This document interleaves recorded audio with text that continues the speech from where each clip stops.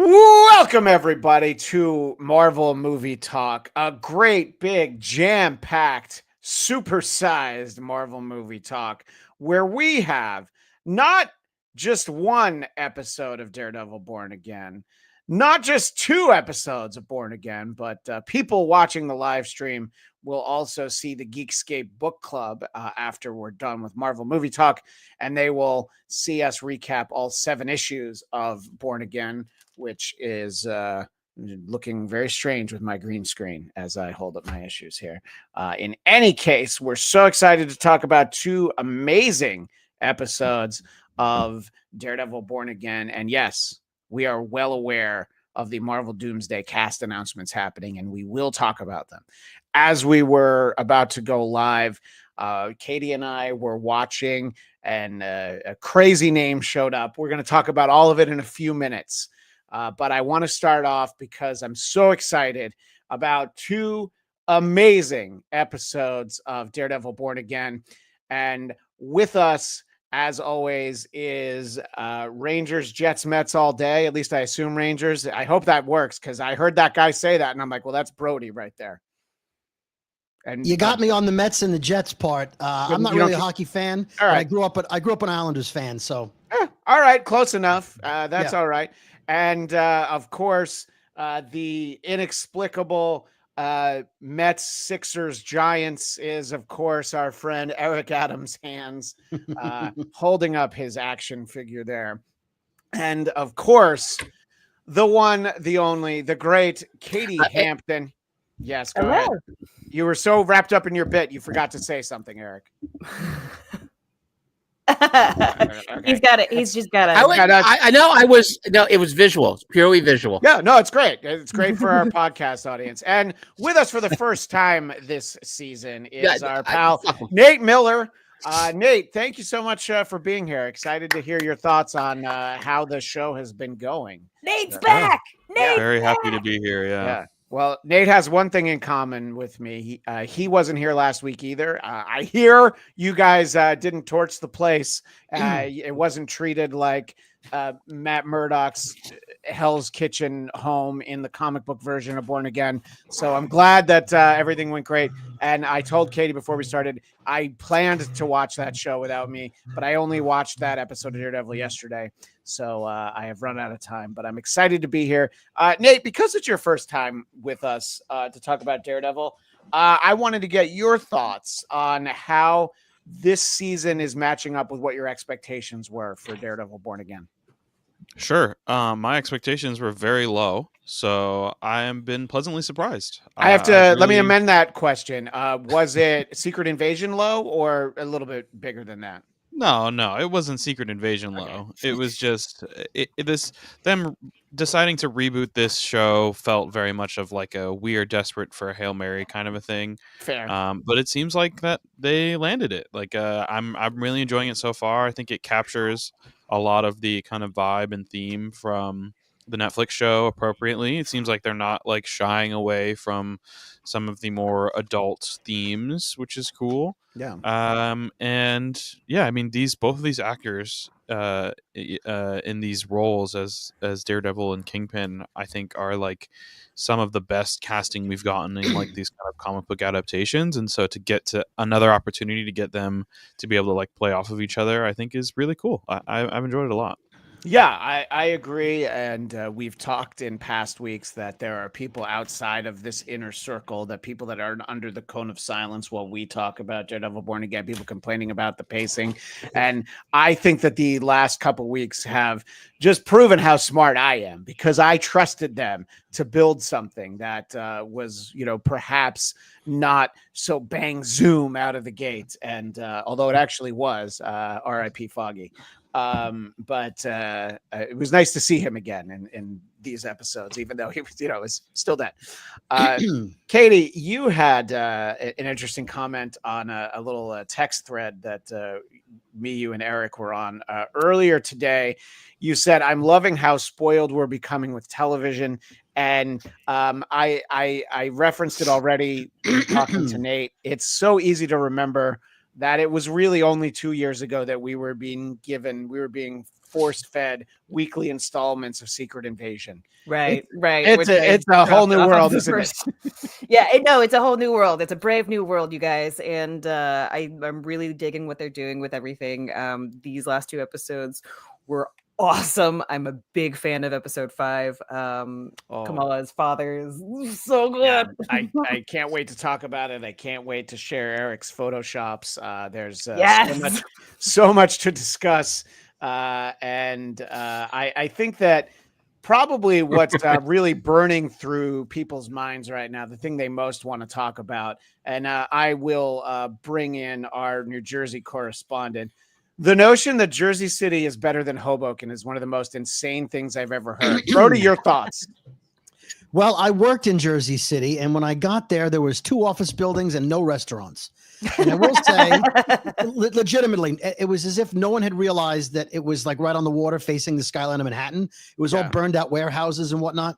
Yeah. There has been an explosion of apartment buildings and restaurants, and it is exceptional as a neighborhood, but it's still below Hoboken. All right. And I'm sorry, just as an aside, did you work at your old job long enough that you worked in Secaucus at one point?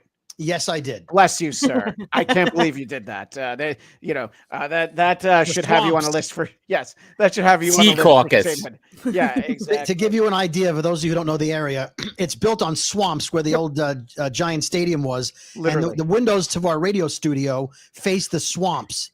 And so we would normally, on any given morning, see vultures circling, looking for food, and carcasses out the window.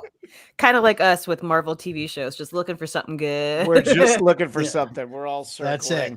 I have the proud opinion, sort of the very bold opinion, that I feel like I think episode 6 was great. That's not the point. But I feel for me as a standalone almost hour of television, no, I guess it was 41 minutes. So as a standalone episode of television, I think that episode 5 of Born Again is one of the best single episodes they've done. To me, it was almost perfect. And because of the fact that the bank robbers in there were, of course, Irish. I did try and get our Irish correspondent, Adam Hughesy, the H-Man Hughes, to appear with us just for a few minutes, but he's actually busy today. But his first response to me after he watched it was, quote, "A Protestant's leg being broken on St. Patrick's Day. That's another win for the toe," which the second part's a little bit inside baseball, but he couldn't have been happier. And he did hate the song choice, though. He's like, it's not like the Pogues don't exist. So I did not have that problem. And and by the way, I know that I can see Daniel Drew is paying attention to the live stream, and we will talk about some of the casting for the Avengers Doomsday. I wanted to call it Avengers Born Again because my brain is so excited. I had to slow it down, and I think I did. Eric, I want to get your thoughts on episode 5 of Daredevil Born Again. And yes, I will get to your Photoshop in a moment. I just need a moment to bring it up. So talk slowly, and we'll share it with everyone. Not that slow. A little faster. And carry a big walking stick. Sorry. Yes, sir. Walking stick. Yeah, you mentioned this as this. Of course. No, episode 5, fantastic. You called it a great standalone TV. And yes, now at last the sequel I've been, chiming for years. The Bankers. Quite some time, yeah. And unfortunately, we're covering up. He is holding those candies because this banker, as we know, is a decent man. And I like, by the way, in the end, he didn't give him the loan. I think that was actually kind of great. It's like saying, yeah, you saved my life. You saved the life of a few dozen people. But sorry, bro, interest rates are killing us all. So, yeah. But you can hang out with me. And I mean, I thought this episode here got so much mileage. I mean, you could in some ways call it a bottle episode, I suppose. It's all in the bank. I think so. But it is really well done. I love the Irish flavor. I just came back from Chicago The river is still green because it's always a little green there. Of course. I did think there was a lack of the smell of St. Patty's Day in New York City, which I can't say I miss all that much. But beyond that, I thought they got as much as they could out of this one episode, and I think it was beautiful. It arced him to the point where, he's going to put that costume back on. Yeah, I thought that it was the stepping stone that he absolutely needed in order to be able to get to the point where he is in episode 6, all of which we'll of course talk about, is to get back into the red suit. Nate, I wanted to get your thoughts about this first episode 5. I enjoyed it too. I thought it was good. It's a good bottle episode. I wouldn't go so far as to say it's like the best thing that they've done. But I would say that like this is the standard of like where their stuff should be. This should be like a regular thing for them. So far, one of the things I really liked about the show is that, as the Netflix story did, it does a good job at telling the story in a way that is very comic book like. With like kind of segmented stories that all connect together, and being able to see these different perspectives and stuff, and just like the timeline, the way things are played out. So having this kind of like standalone episode or issue was cool. I think it added a lot to the formula. It helped us, move further towards finally getting Matt back in the suit again. I thought the fight scene in the stairwell was really cool. It was really well done. It was good. It was, for me, it was kind of by the numbers. It was kind of predictable, but not in like a bad, like, oh, this is so obvious kind of a way, but just of like oh, that's cool. They're going to do that. They're going to do that. And, I enjoyed it. I, would like to push back though on it being 40 minutes. It was like 36 minutes. Including the recap and the credit scene. So I actually looked at the end and I was like, it's over already? Well, I think that might be a big reason. I think because of the way that episode 6 culminates with sort of what we were saying in the first few weeks of the show, that because there's a double dip, that's probably when he puts the suit back on, and we were right. But also because that episode was so short, and you want people to appreciate it and just know that there's a next one right there, right after it. So I definitely agree with that. Mr. Brody, your thoughts on episode 5, which is called With Interest. Little fun there. With Interest. I had read somewhere that this was supposed to be an earlier episode, closer to St. Patrick's Day. I don't know if there's any truth to that, but that's what I read. That being said, the other reason I think they may have doubled up the episodes last night, in addition to the length of the first episode, is that other than people like us, people have been complaining about a lack of action, a lack of Daredevil. And I think if people had to wait another week to see the costume and to see Daredevil, I think there might have been a drop off in interest.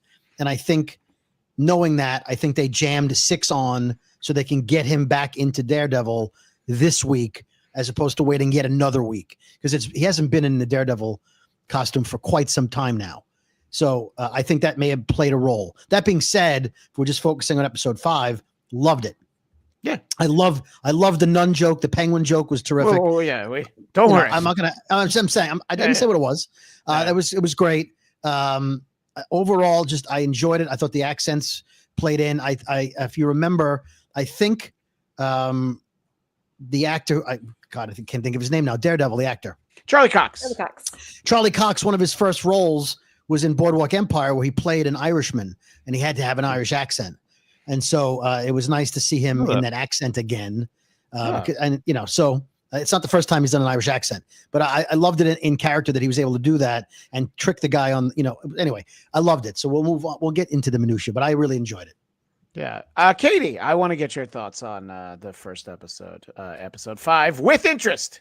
Yeah, no, I agree with Brody. It feels like an episode that should have been a little bit closer to St. Patrick's Day, but I liked where it released. I'm glad that we got 2 episodes out of all of this. I'm glad that people can stop complaining about not seeing him in the suit now.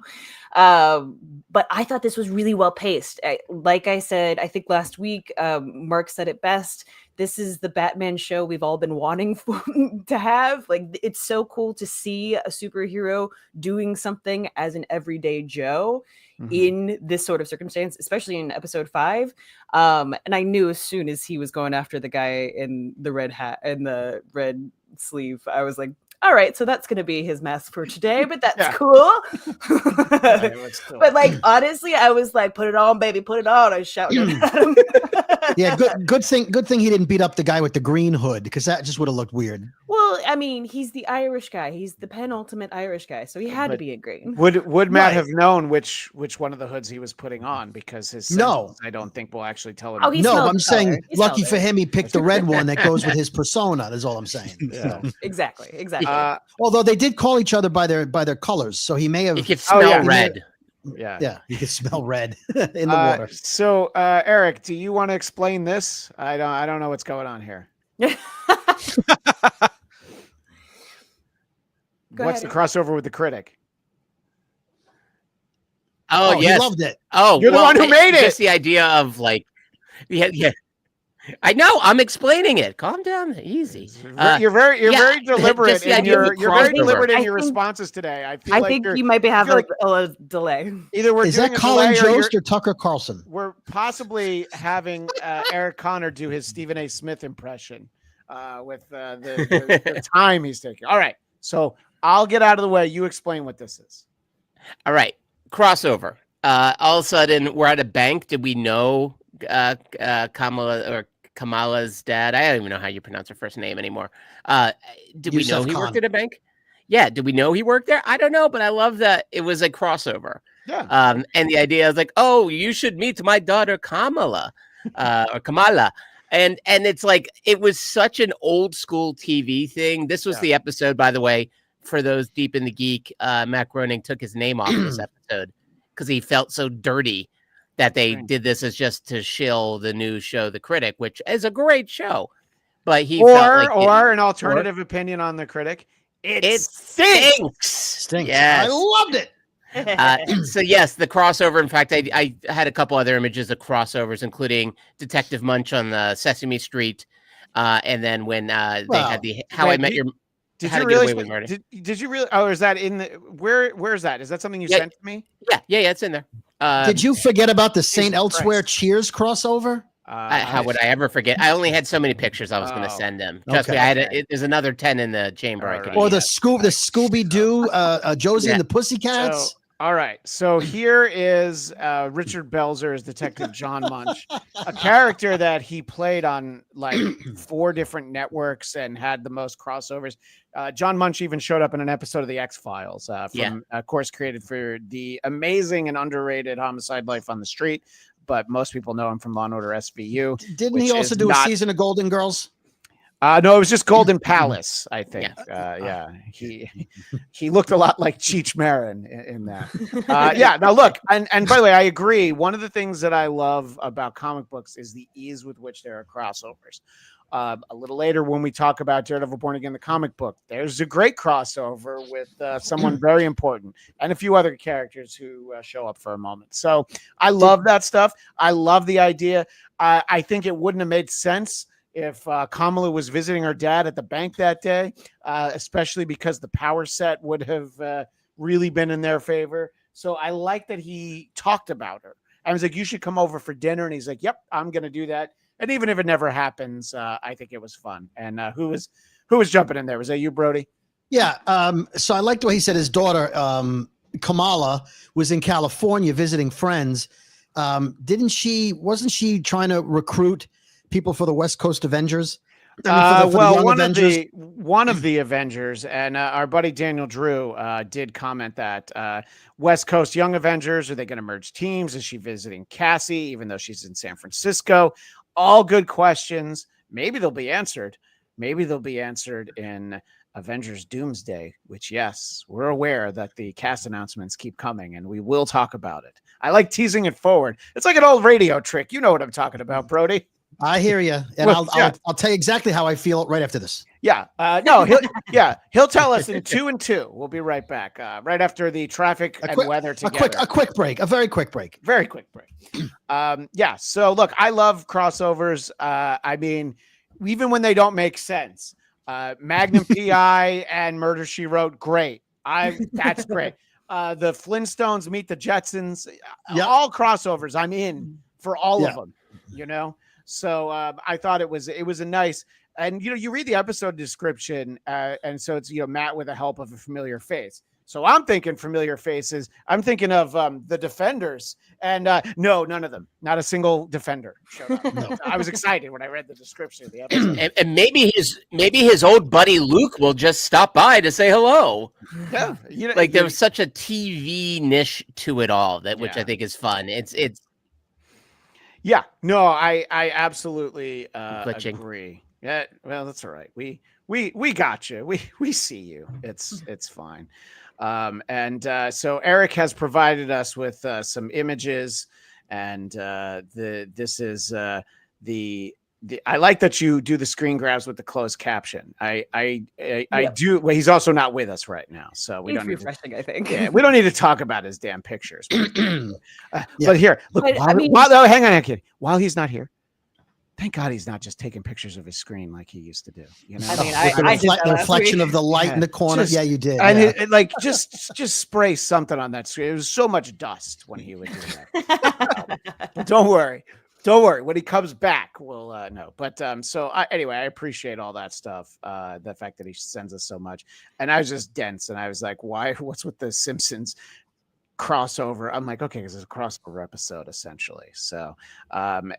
Eric, we were just talking about how much we appreciate all the images, and I like this one. I like when you do use you have the closed caption on the screen, and we have our friendly color-coded criminals, very Reservoir Dogs, but much appreciated all the same. And I know that we have our friend Mr. Khan. And Kamala was not calling him in that moment, but it would have been great if she was. Do we have any idea who these guys were working for? Yes. Yeah, they mention him. It was Luca. Luca. Yes. Yeah. Luca, who was lives on the second lives on the second floor. Yeah, floor. Yes, I almost did that image to Brody in your honor. Would have been too sad if he did it as an image. It's good as a passing one-liner, but as an image, it would be right. Not bell-worthy, but still not so much. But do we get into the use of language? And I have to admit, with Geekscape, I'm never sure what words we can and cannot say. I know Katie likes to swear a lot. We could say whatever. I would say. I don't know either. In all honesty, I've never had it spelled out for me. I think we don't have a standards and practices. Are we allowed to spell it out? We can definitely spell. We're definitely Johnny Cash. We walk the line, but I would say that when it was used in the joke, which I was so glad that you shared this. Ah, blimey, he says, I just fucked a penguin. Which, by the way, is a great joke. I can't say I knew that joke before, but just wait till next St. Patrick's Day when I tell that joke. By the way, I was also so I couldn't find the exact line when they said the word. I'll say it lightly, twat. Which I think way it's the first worse Disney... when you do it like that. I'm sorry, I didn't hear you. It's way worse than if you just say it normal. How do you say it normal, Nate? You say it. Go ahead. Go ahead. What way do you say it? Not waiting for everyone to get quiet and then whispering it into the microphone. Well, tell us what way you say it. How do you say? Eric, no. Eric, what's the matter with how I said it? But the right first Disney Marvel property to use the T word. So I'm sad that Husey wasn't here because I feel like that's like his bread and butter, that word. Well, he likes the other one. The other one, yeah. Mm-hmm. But he does, yeah. So, I think he didn't even notice, because his household, I'm sure he watched it in his home cinema there in Ireland. And I did think it was interesting because I did wonder where the language line was going to be. And I think, correct me if I'm wrong, Eric, you're the one who just watched for the first time. The Netflix show never had language quite as harsh as this one, right? Because they had some. I feel like there might have been a fuck or two, but Yeah. the tonnage is what they call it in actual standards and practices. It's great because that was the one thing missing from your connection. It's your dog. But the amount of swearing seems like it's more. But you've watched that show more recently than I have, Eric. So you and the Baja Man, tell us what you think. Yeah, Fezzik is translating for our dog audience. He's saying twat correctly. Yeah, he knows how to say it.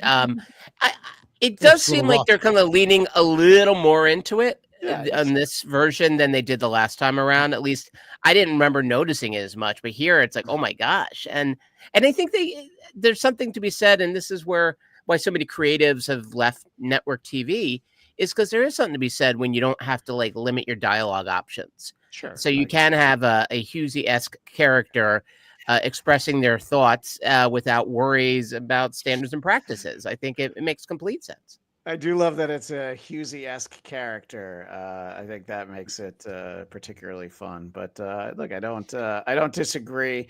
I also It's just think like go ahead, Nate. the Sorry. Netflix show too was, at least so far, way more violent and bloody. Correct. I do agree with So that. I think that they were balancing of like, well, we're not doing as much violence, so we'll amp up the language a little bit so it still feels adult.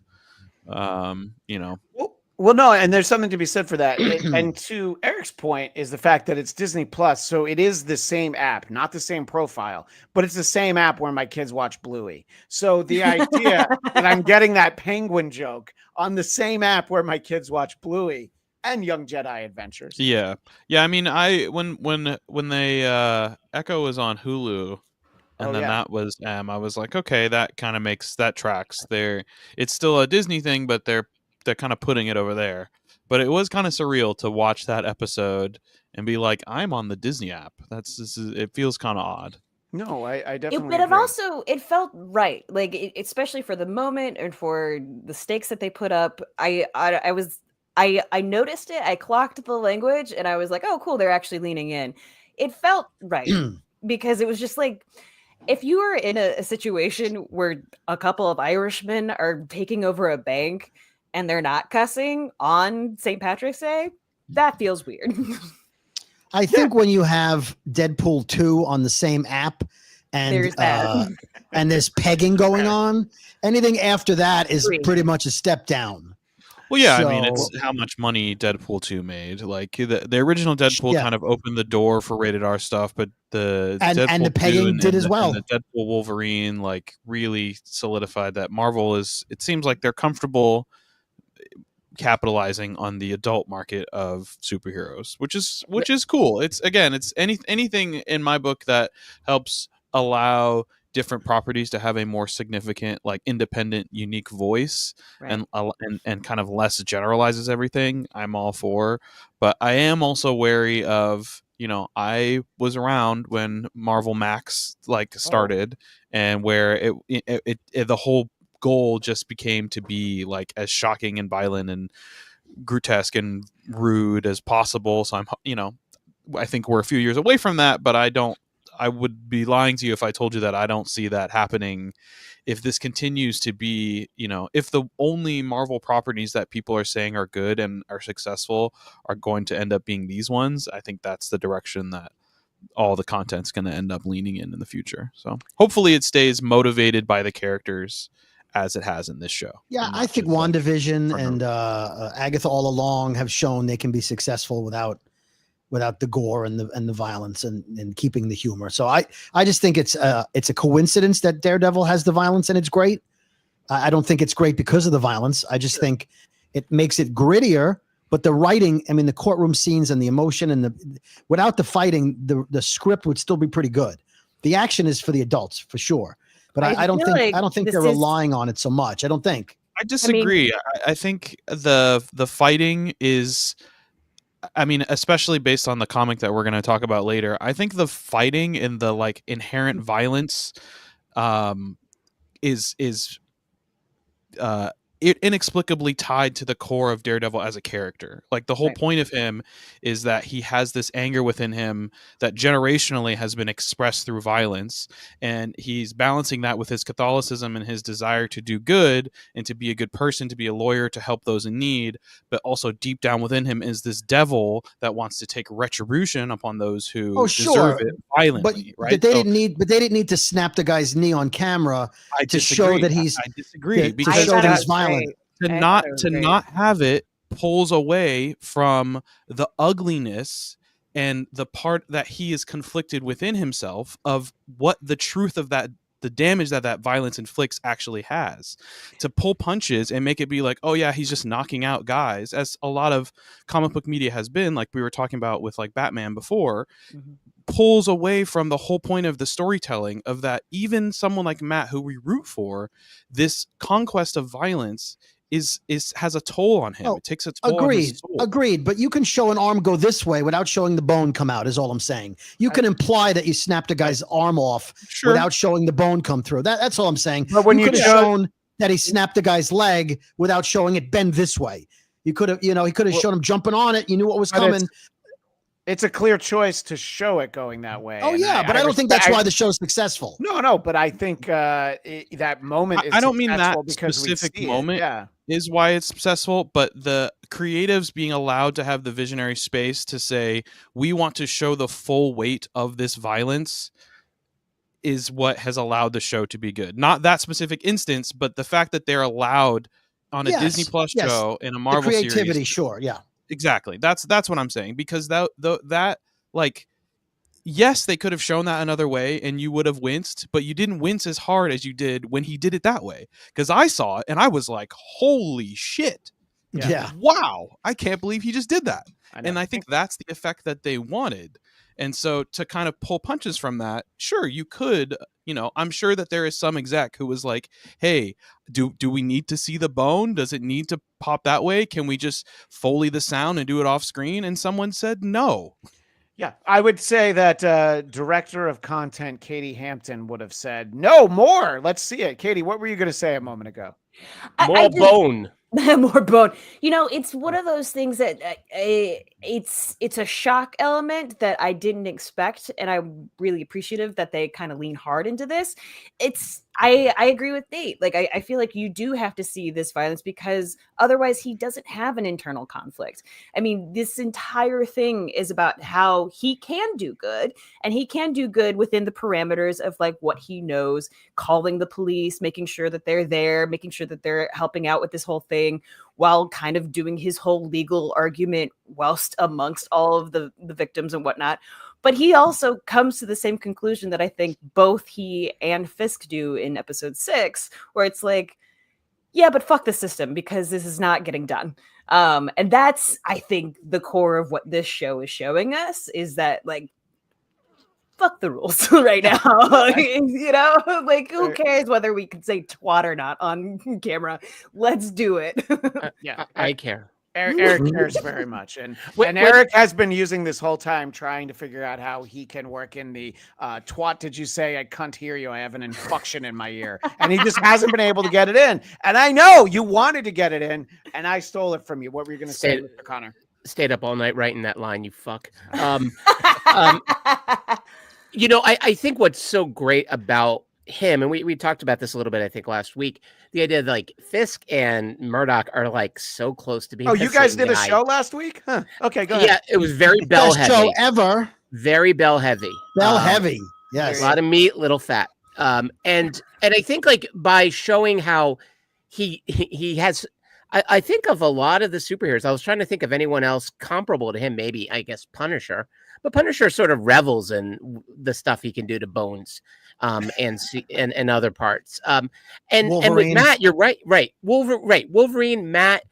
It's like they're always trying to keep the devil at bay, to keep the beast sort of trapped within, and how difficult that is. And I think one thing they've done repeatedly with this season, they even flash back to it, is his barbaric yawp that he unleashes, like his like war cry.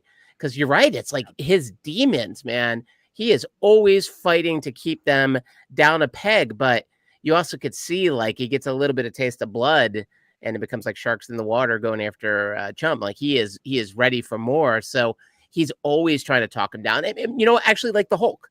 Now, as we're talking about it, like that notion of Banner having to be like, all right, chill, keep it down. But you're right. It's like when given that going chance, down, big guy. Yeah, right. It's getting real low. When given that chance, though, you're right. He could knock a guy out in one way or another. And even when we talk about the comic later, they will remind you of the things he's done, i.e., breaking someone's jaw. Like even if you don't see the moment or hear the moment, they're like, oh yeah, that's what he just did. So to be fair, some jaws need breaking. Right. No, and I think I feel like we're kind of going on a tread that maybe Matt Murdock is going to be outed for being the devil of Hell's Kitchen, because it feels like everybody's like, that's odd that a blind guy can react that quickly or can crack a safe. Yeah, and crack a safe. And I mean, obviously, Yusuf Khan now knows. I did love that moment, by the way. He doesn't necessarily know he's Daredevil, but I know what you're saying is that he. I know. Look, Daredevil has a beard now, just like the lawyer does. And Katie, I'd recommend if you are intrigued by that notion, read Daredevil Born Again, which we'll be discussing on Geekscape Book Club, written by Frank Miller and drawn by David Mazzuchelli. So yeah, I definitely agree with that. So before we move on from this episode, we do have to talk about this diamond. Yes, so what do we think about that? It's got a little glowing. If this was back in phase 1, I'd wonder if it was an infinity stone. Yeah. Is there anything to it, or is it just a big rock? Or that's true. Although I don't know, because his daughter's able to wear those bands, so who knows about his family, but it's not a bad point, Katie. Does anybody have any thoughts? Is this just a big diamond, or could there be some significance to this? It was a little too glowy for my tastes. It feels like there's something in there. Like it feels like it's somehow connected to Ant-Man. I honestly, when they were slowly opening up that little compartment, I was like, and then Ant-Man just pops out. Like that's all I could say, because I was just like, I don't know what the hell's in there. There's definitely something with this little thing. I mean, clearly. I don't know Luca, so I'm not really sure what the connection with Luca. I can't remember. He's the tracksuit guy who showed up in episode 6 in Fisk's office. Yeah. Got it. Okay. Got it. Okay. Yeah. I don't know overall like what his plans are, what he's trying to do. Is it just for money? I doubt it. Doubt it. Yeah. Well, he also seemed to be, they seem to have wanted this, but there was more to this operation than getting it. They wanted it to go a certain way. They wanted it to take a certain amount of time. Does anybody have any other thoughts about the bank robbery, about the diamond? Nate, did anything strike you about this, or did it seem sort of, like any gangster could have hired a crew to steal a diamond from a bank?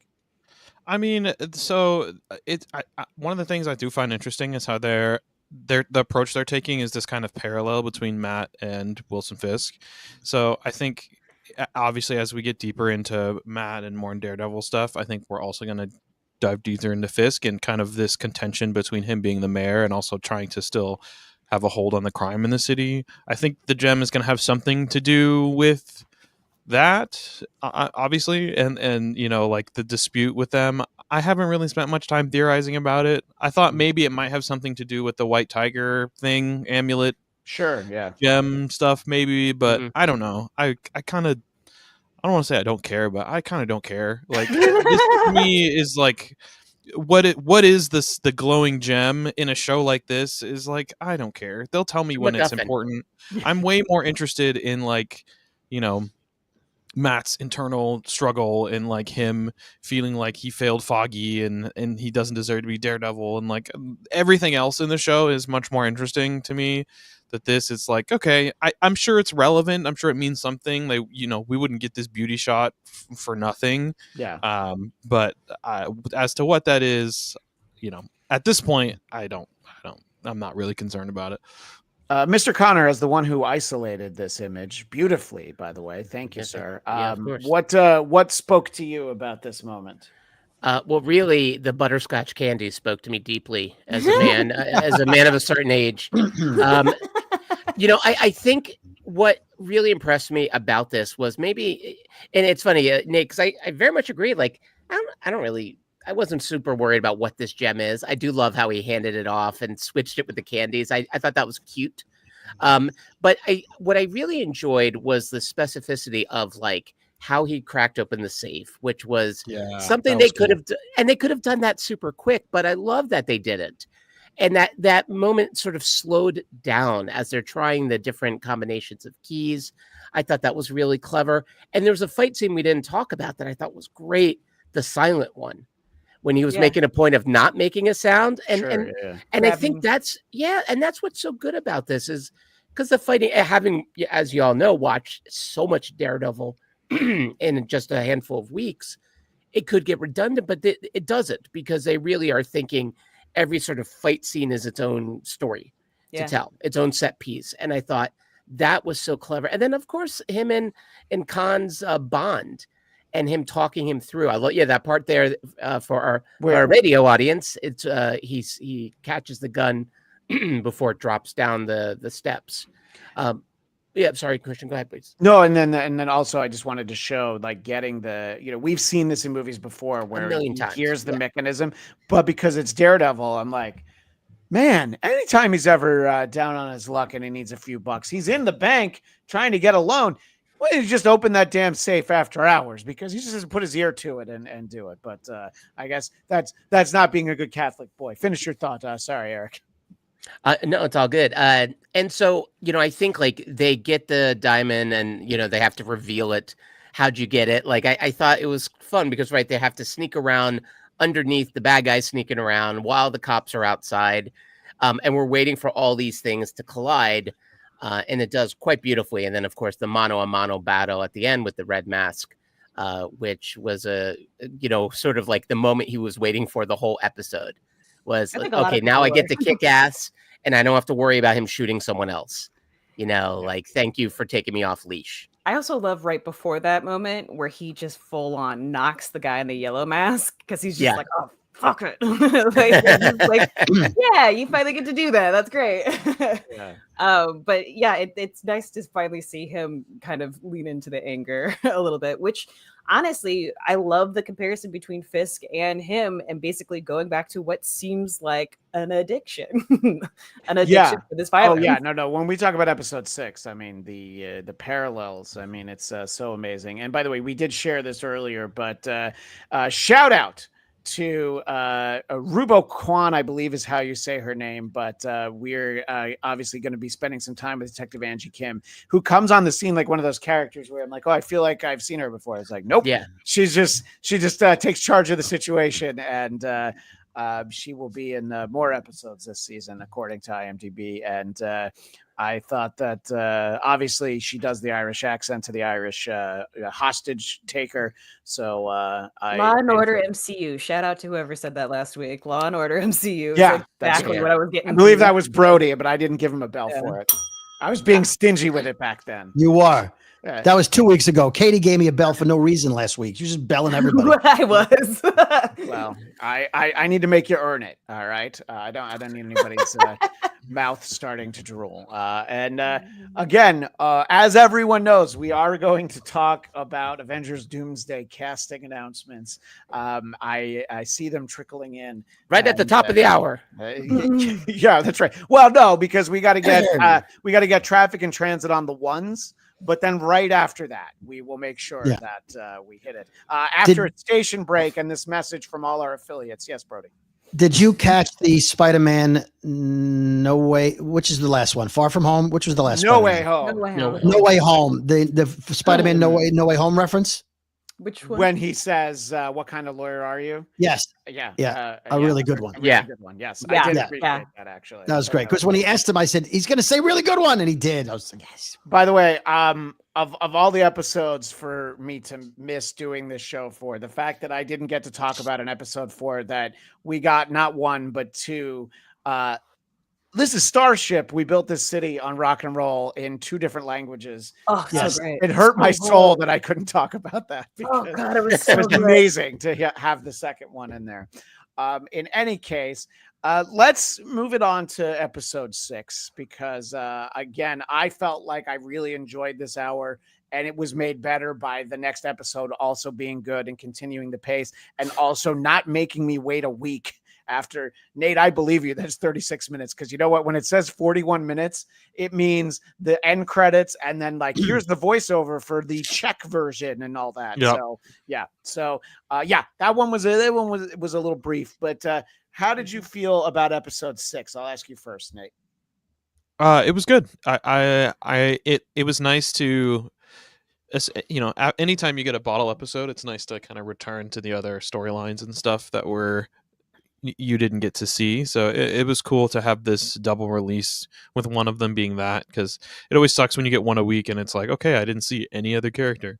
Yeah. So it was really cool to kind of get back into, he's outside now and he's a lot closer to putting the mask back on. I thought it was cool. It was really good. The editing is exceptional on this show in general, but in this episode it was really good, showing the kind of dichotomy between the two, between Wilson and Matt.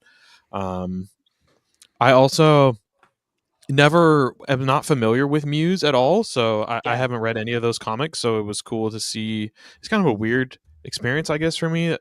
I've read a lot of Daredevil, but I have not read those books, and so to see a character, I was like, oh, is this a original character? And then I looked it up. I was like, no, it's actually from the book. So it's cool to see them bring something like a newer character in and how that's going to tie into everything. I'm excited. Yeah, no, and I'm glad you mentioned it in that way, Nate, because it's, for Geekscape Book Club last year, we did do the initial series that introduced Echo.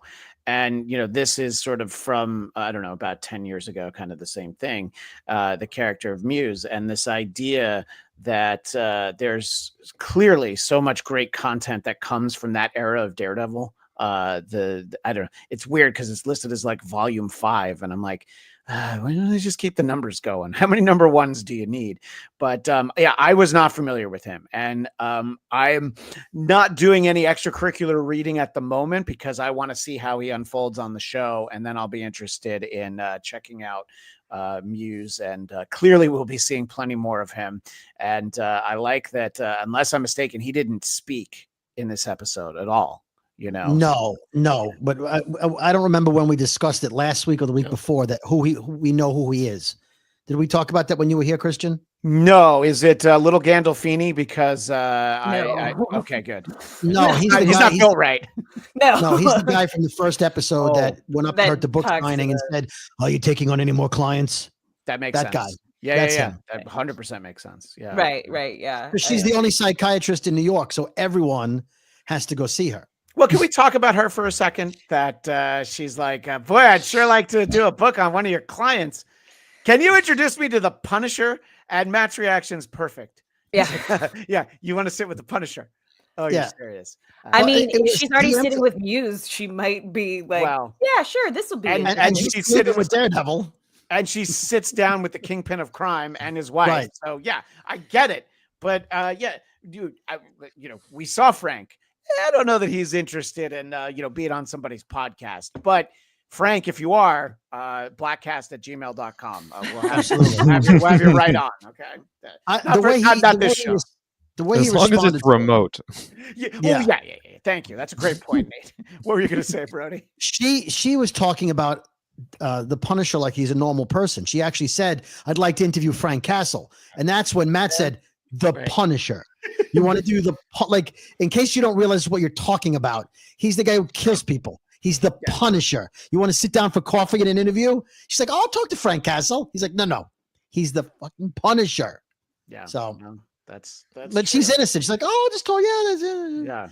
Well, I know that was a moment where I'm like, oh man, because that's an established character for the comics. I was like, oh, I guess she's not going to be around much longer, is she? I don't mean she's going to get killed either. I think that Matt's like, all right, yeah, I can't. Matt's got his ladies. He's got to move on to the next one, I think. Yeah. Yeah, Karen's not dead in the TV show, so That's true. Yeah, that's a great point. Yeah, Eric, for I now.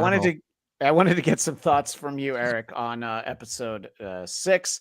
And any of the thoughts that you'd care to share with the rest of the class, sir. Yes, sir. It was a smart double team to go from an episode that was a little bit more on its own sort of corner of the playing field to this one, which brings in all the big players. The fight at the end intercutting between them, I thought was terrific. It was amazing. I agree. And terrific beyond, as we're talking about here today, like not just because it was smartly cut, it was well choreographed, but because it is linking those characters. That idea of think about them in that first episode from this new series, them sitting in the diner talking to each other. So they're mirrors of each other. And here, of course, we got our buddy Adam back. Everyone loves Adam's hands. Big shout out to Adam's hands. Also, this plot line with Muse, a buddy of mine was a producer and an actor in a film that was like a horror movie with this kind of a character, someone whose art is inspired by like violence and death. And it's a trope we've seen in a few other horror movies, but it's one that I will admit, it always works. It's always creepy. I love that we had a scene explaining epoxies and how hard it is to like get blood off of a wall. Yeah. Yeah, because Eric, some of us don't know how hard that is, okay? Some of us don't have to wash blood off the wall every single time. weekend like you.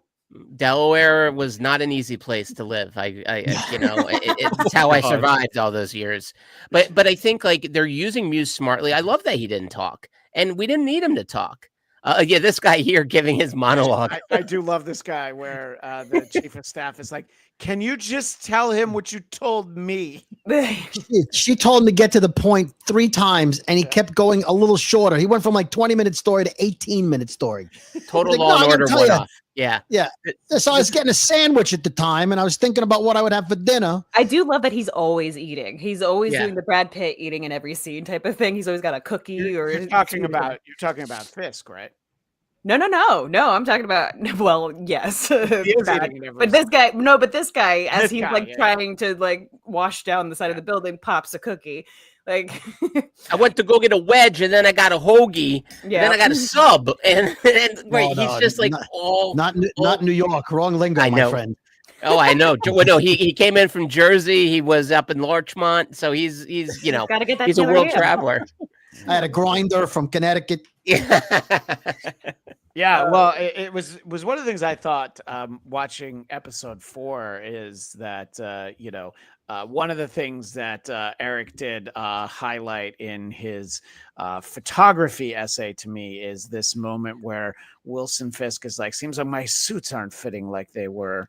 And the fact that he is eating a lot, and that it also lends in when he's listening to those that atrocious rendition of "We Built This City," which is an awful song no matter who sings it, and he just stands up and it's like a very Charles Foster Kane vibe, I know, which is like the lamest film nerd film school thing to say, but they're like, he was always eating in that movie, and he's just and it's like, oh, because he's gonna be a fat pig at one point.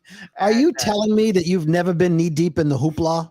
No, Is that what you're telling me? nor will I be, by the way. That is the one place I don't ever want to find myself. But if I do, I will call my friend Matthew Murdoch. I think he's a great lawyer, so he could get me out of the hoopla. He's a great Matt, one, yeah. I'm knee deep again. He's like, in the hoopla? Yeah. All right, I'll be right there.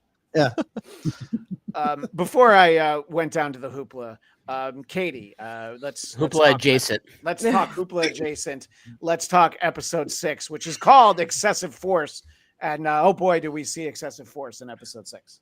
Yeah, no, I love that we're finally getting back to Muse and seeing what he's up to. I love that finally everybody else is kind of being aware of this. I thought it was an interesting thing that Fisk is the one that says, that the sanitation crew figured this out before the police. It was a nice point, wasn't it? It was a very nice point, but it was also like they're already in contention already. That guy, the police force chief, I guess, and Fisk. Really interesting how also in the gala that they're hosting that people are saying like, why are you so obsessed with this port? It's not a bad question. It's business. And seeing how like these sort of like higher financial, very politically adjacent, very bureaucracy filled people are basically telling Fisk that he can't do things the way he can. Wow, what a motivation for him to start turning bad again. Yeah, no, exactly. And we see it building and simmering down, and how he goes down to visit Adam and Adam's hands with an axe. Brody, sometimes you just need to unwind and you have someone come at you with an axe, right? That's usually how you handle things. Yeah, and I keep nunchucks on hand in case somebody comes at me with an axe, so I'm prepared at all times. Yeah, I did axe training in high school, so I'm good with that.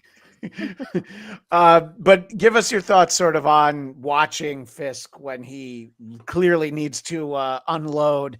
And boy, Adam is, he's got to be in the wrong place at the wrong time, because he's been in that same place for what seems like months. I don't even know how long it's been. Listen, Adam may be good with his hands, but he's not good with an axe. The guy gives you an axe, it's because he knows you can't beat him with the axe. That's a great point. Yeah. So don't go at him with the axe, because that's what he knows you're going to do. Right. Yeah. Just say, you know what? I'm sorry for what I did. I didn't even really do anything. We didn't even get to third base. Just make up some story. But don't go at him with the axe when you haven't eaten in weeks. Your hair's like Fabio. Who knows how long you've been down there? And you're like, oh, I love when he said, Vanessa would like me to release you. And he's like, oh, that's great. Thank you. I know. It's just, as he's standing there over the lock, I was like, well, no, buddy. Right. Are you that dumb? Adam, you heard what you wanted to right there. Yeah. And, she's fantastic. Can I still come over for dinner? Yeah, you'll come over. We'll talk about what you did that she liked, and I'll see if I can replicate it. It'll be great. So does this mean that I Can I borrow a brush? Can I still fuck your wife once in a while? Okay. We're not joking around. All right. My bad. I thought we were having fun. All right. Sorry. But sorry. To Nate's point earlier, the editing and the parallels between the two in multiple scenes in the episode, him with Muse and Matt is praying. Yeah. But you notice the difference is that Kingpin killed his guy, and Matt decided to leave Muse and save the girl. And I think that was the difference. There's violence, but not to the point where he would sacrifice the Ayala girl to kill Muse. I think that's the only difference in the parallel. There was violence, but and again, that girl, not bright to go on the Scooby adventure by yourself. Right. And also, I'm sorry, she's like 12 years old. If they make her White Tiger, there's a problem. I gotta say, she's definitely going to be White Tiger. That character. She definitely aged between the first appearance and then that appearance. Like there was like a couple year gap. I feel like before. Is it the same actress? Was it her oldest sister or something? Because that's a good question. They killed my daddy. I'm going into the train stations looking for him. So yeah. Let me tell you about this past week. Yeah, she went through a lot of changes. Well, it's interesting too, though, because sometimes when kids grow up in hard neighborhoods, they're forced to grow up quick. That's a great point. Brody, try growing up in Hell's Kitchen, all right? The first episode, she's basically saying, fuck the cops. So, yeah. But not the views of Geekscape. No, that's just because of her affinity for 80s hip hop. I think that's the only reason. There you go. So that's probably how great was it though when the influence girls got it? Yeah. Oh, I was so glad. All right, I'm just gonna say I don't know if it's great that they got it, but great. If there's ever an example of they were asking to be killed by a serial killer, but to be fair, no one knew that he was a serial killer at that point. To be fair, they wanted likes and attention on Instagram, and they got it. And you don't want likes and attention on Instagram, Brody. Listen, if I could find a serial killer spray painting up a city, I would go up to him too. You're right. 100%. I see all those thirst traps you post, buddy. All right. They didn't know that there was a serial killer loose because they kept it a secret. So they just assumed he was Banksy. Yeah, exactly. Yeah. I mean, and if anybody who might be of like psychology reads how he signs Muse, like that alone tells you so much of his hinged. Oh, how about the fact he's graffitiing up the whole city? Everyone's looking for him, and they're like, "Oh, there he is, right there. Let's just go up to him." Yeah, right. It's not subtle. In an alleyway in the middle of the night when no one's around, why would you approach any man? Like, by the way, if they knew this guy and he had talked epoxy with them, they would have understood. Like, oh wow, he's painting with blood. Let's get away from him. But only the mayor gets to talk to somebody who is a dignitary like that. And I think that the reason why the trailer for this show and the reason why so early on we get Matt and Fisk in the diner sitting across from each other is because of the very obvious parallels to the two of them. And this is clearly the episodes where they're tired of, in Matt's case, not wearing the mask, and in Wilson's face, wearing the mask of respectable Mr. Mayor. And just watching them both unleash is, I don't know, it was a thing of beauty. And I think that that's what led Katie in that same text thread. This was at like midnight, I think. I had gotten back from a show. Oh yeah, you wrote, oh shit, let's go. Well, that was that was actually right after I saw the leg get bent in the opposite half. I was like, "Oh shit, let's go!" Yeah. But yeah, no. This second episode, the episode 6, was just as violent, but like so interesting to see Angela, or the Ayala niece, I guess, get so far as to almost dying before she's revived. And I thought that was really great. Oh boy, what an image there. Yeah, Eric always gets the ones that'll look good on a greeting card. So Muse is an Inhuman, correct? I mean, we don't know what the definition of the character is going to be, what his backstory is going to be here. I would assume that he is some kind of superpowered character, but you never know. He could be more like, a Punisher with a big brush. I'm not quite sure. In the comics, he has a very specific, unique ability. Can I give that away? I think that's fine. I mean, if it's been around for 10 years, I think you can go ahead. So coloring in the lines. Yeah, only because I researched it, not because I read the comics. But apparently, he can admit some kind of thing that screws up Matt's senses.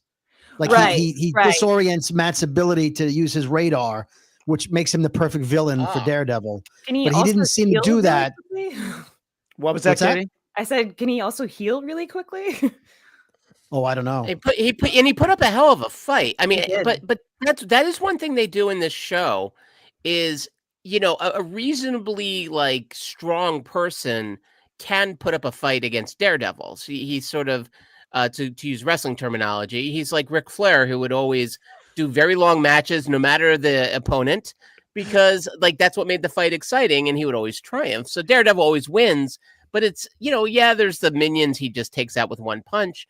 But I'm always surprised at how much of a fight some of these characters do put up against Daredevil. And it's just a reminder that Daredevil's such a mortal guy. So with Muse, I wasn't sure if he's just a good fighter or if he has a little bit of extra something in his blood. Well, I think Daredevil is also out of shape. Like the fact that he couldn't beat the cop more easily at the beginning.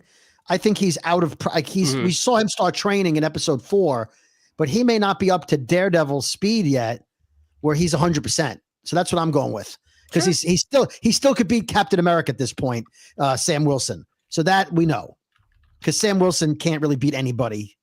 All right. Well, he's got Wakanda technology. That's not the conversation for this show. Yes, I'm sorry. We before we move on, we do need to talk about the shout out to the swordsman and who we see in this video. And of course, Jack Duquesne does indeed get some FaceTime with Mr. Mayor, which I thought was great. That actor's named Tony Alton. And it's not like I forgot about him. I just hadn't thought about him in a while. And I was like, when we get this image, which is just from the viral video from the BB Report, which, God, I hate the BB Report as a name, but anyway, that's all right. I thought that was all we were going to get. I didn't think that we were actually going to see Jack Duquesne in this episode. So we got, so this is sort of another low level crossover to obviously the Hawkeye series. And I enjoy it. I think that these 2 episodes were great. I think that as you work backwards, I feel like the show has only been building and gotten better and better. And for once, I'm going to let myself hope that it's not going to let me down over the next 3 weeks. Episodes 7, 8, and 9, which should be coming out 1 week at a time. And we appreciate that. And if anybody has any final thoughts here on episode 6, I do want to kind of move through to the Avengers Doomsday announcement. But Katie, let me get a final thought from you, because I know you do have to duck out, and you can stay for as much of the Avengers Doomsday stuff as you can, and I can just blink and you'll be gone. That's fine. Okay, very good. I'm very excited. I'm loving how they're doing everything. I feel like the pacing of this has been really great.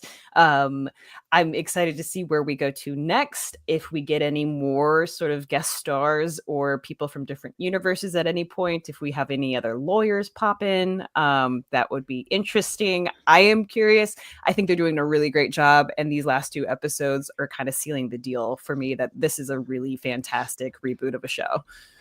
Yeah, no, I absolutely agree. And I do want to talk about, obviously we want to spend some time on the casting announcement, and not as much time as Marvel, who's been streaming for like 6 hours, gradually showing more of these directors' chairs. We're going to share that. Katie, why don't you get your plug in for where other places people can find you? Because again, I don't want to blink and realize that you've left us. You've been blipped. I've been blipped. No, you can always find me on the Geekscape channel pretty much everywhere. You can find me on Napping Through Happy Hour podcast. You can find me on Internet Supreme Court, although I will not be there for tomorrow, but you should still tune in because we've got Chad the Bird on with Bacon. It's going to be a really fun show. We also have Christian Cringe coming up, a really great new episode coming out. And yeah, there's a lot of stuff going on. What one this week? What won this week is on Fridays, and we're really hoping that one of the wrestlers is going to challenge Beast Infection or the Beard. We're not really sure. We didn't get any more challenges. If there's any challengers out there amongst us, Brody, Christian, I have no idea what you're talking about, but you should check it out. Sign me up. No, but sign me up for whatever it is. Check out last week's episode of What Won the Week, where one of us was there and one of us wasn't. It's true. Well, thank you, Katie. And we do want to talk a little bit about Marvel has been very slowly unveiling the full Avengers Doomsday cast. And Robert Downey Jr. was the one that we, of course, all knew. And we've talked an awful lot about that on this show, I feel. And, there's no reason to go into that. But what they did start doing was gradually and very laboriously start giving us these directors' chairs. So as we go through, we're like, okay, Chris Hemsworth, and I did have to remind myself Vanessa Kirby is, I guess, in Fantastic Four, and Anthony Mackie, Captain America, Sebastian Stan, the Winter Soldier, Letitia Wright, Black Panther, and probably the best moment is the little mini Paul Rudd chair.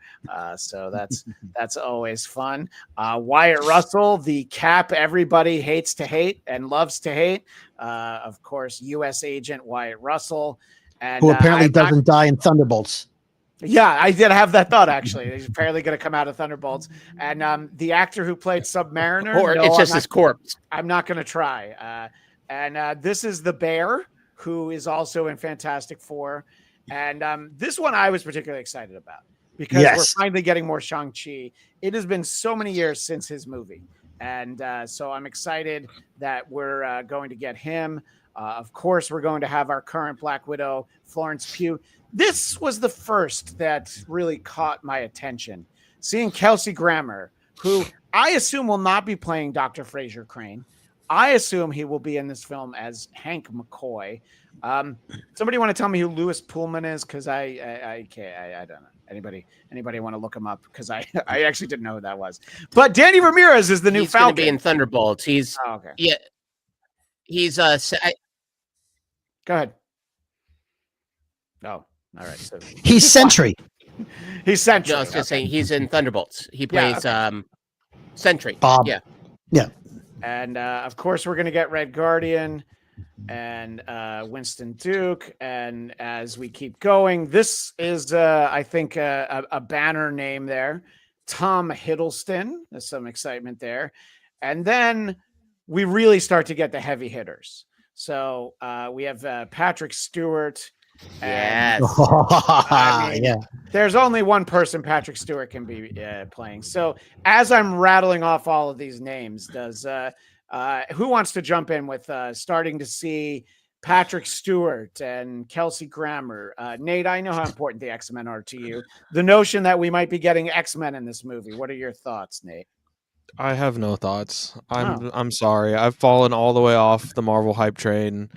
To me, this is just like member berries of like, hey, remember this? Remember when you liked these movies? Remember James Marsden? I was just gonna say, remember James Cyclops? Marsden? Remember when we had that awful X-Men 3 where he died literally right at the beginning and Yeah. like he's the reason why people have dogged on Cyclops for like over a decade and we're shocked to see him actually be a cool character in X-Men 97 because of the dog water adaptation of him in the X-Men movies. I don't know. I'll see this movie.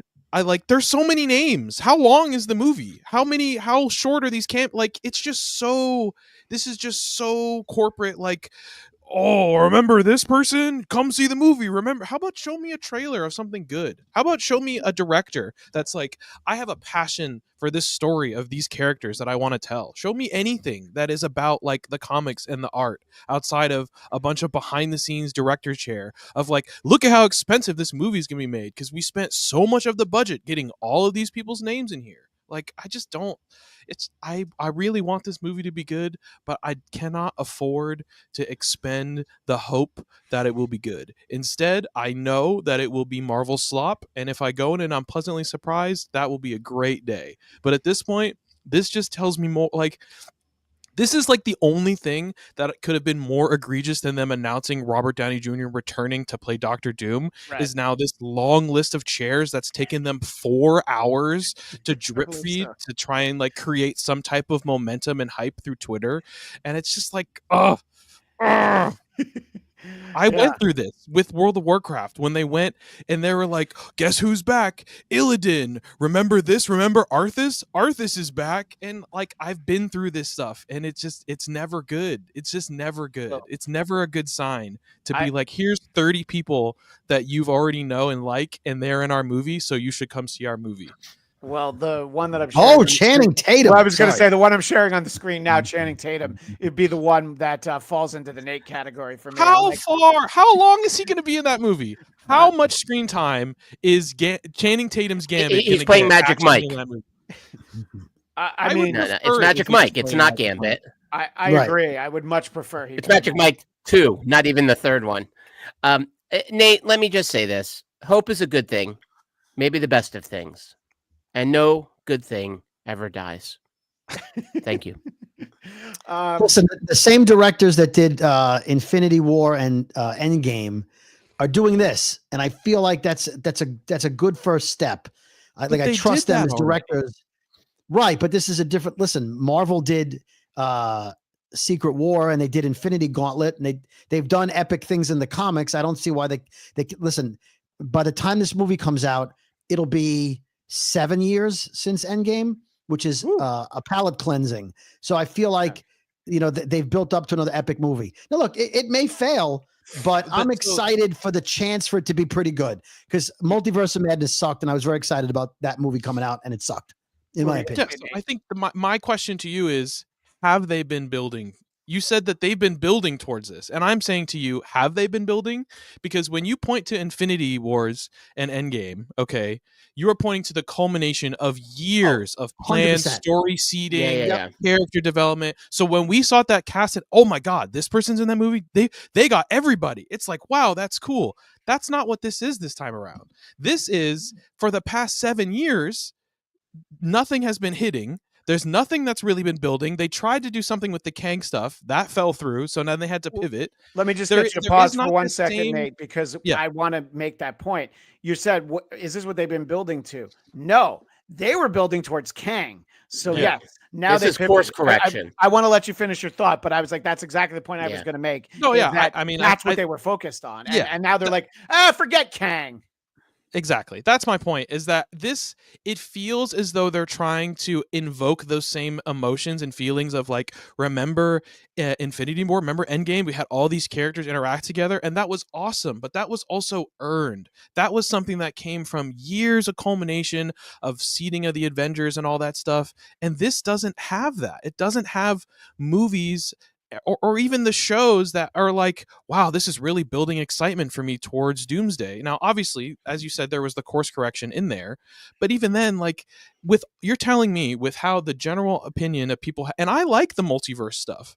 I'm the weird. I like the TVA stuff. I like that stuff. Most audiences don't like that, Yeah. and so now you're announcing to me that you're sticking all of these characters from other franchises into this movie that if they're just starting production, we're not going to see this movie for another 2 years, 3 years. Like, I just don't understand.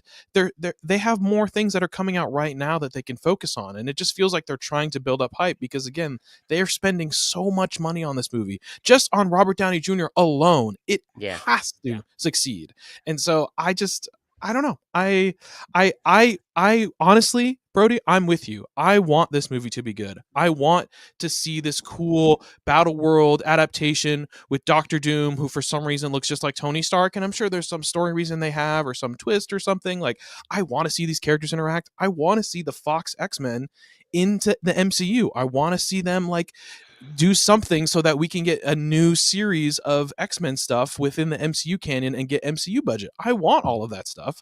I just have been let down so many times. So I don't know. I hope you're right, Brody. I hope, there's some cool announcements in here. I'm not gonna lie, I think I don't like Kelsey Grammer as a person, but his Beast obviously is, when I think of live action Beast in my head, that's who I think of. So it could be good. I never think of Nicholas Hoult. I haven't once thought of Nicholas Hoult. No. Even once. Yeah. And look, Listen, there are hope. plenty of, there are plenty of actors and creators and artists too. When you start to know what they think in their head when they're not acting or singing, you're like, oh, okay, I don't know how much I like them, but I do agree. His Beast is actually perfect. And Eric, I'm sorry, what were you going to say? Yeah, I was gonna, I hope the Pacific is as beautiful as it is in my dreams. And the problem is, to your point, Nate, I don't know if we are going to make it to that Pacific because let's, Infinity War and Endgame. Think of it almost like it was building blocks up. It was really clean.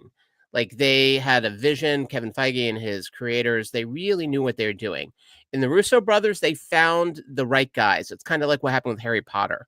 Even though I think the third one still is maybe a personal fave, but once they got that one director who did like the last 4 movies, they realized, okay, this is the match.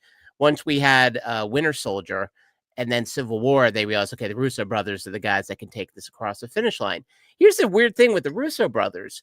Have you guys watched any of their non-Avengers films since then? I have not. Nor have I. I refuse to. No, they none of them have been good. No. From what I've read. Yeah, and like they just had one come out just now, that has Electric World or something. Yeah. I don't even know. Right, to your point, I don't even know the name of it. And I know Millie Bobby Brown's in it, and the reviews are terrible. So they've been awful. And so the idea that however. With that being said, I am excited that they got them back because they were really good at big and small. I don't know what's gone wrong with them over the last chunk of years since they've done those films. I don't understand. Their movies get like no theatrical push. I'm sure Netflix is paying them a pretty penny to basically do films and say, all right, don't worry about going into the multiplex. Just hang out here. But those movies, like the bits and pieces I've seen, they look very small and kind of cheap. That's the thing. My issue with a lot of those Netflix features is they just don't feel like they were ever going to be theatrical kind of movies. And so I guess it'll be good to see the Russos kind of get back into the saddle, with this franchise. But I am concerned because it is so much about, instead of building up, it's stuff that's all over the place, right? It's strands and threads and crumbs and leftovers. Kind of like what I find in my beard every day. And so now they're trying to build something that covers all of that, like the dome in the Stephen King story, and that's the worry, is like, they're not building upwards, right? It's just, well, we're going to get something that covers all our bases, which does not necessarily make for great storytelling. Yeah, if you're Eric Conner, you don't have to go to Wawa to go to Hoagie Fest. You just have to shake your beard, and I call all it the bacon- Wednesday. all the makings will be there. Look, I agree with sort of all these sentiments. Want it to be great. It's interesting that here that's like, yeah. And by the way, it's 5 hours and 17 minutes. That feed is where they're at this moment as we're recording. So I've already looked. Still Pedro Pascal, by the way. It hasn't changed in a while. But Is the banker in it? hopefully he's the last one. He's the big reveal. The last one will probably be like Chris Evans, and it'll be him as Human Torch. Like, we got you again. But there's got to be people that they're not showing, right? There's got how there's not going to be enough time to put anybody else in the fucking movie. That's what I'm saying. It's like Elizabeth Olsen said she's not in it. She was adamant about it. Yeah, but Mary Kate and Ashley are. So I think that'll be. So there's that. Yeah.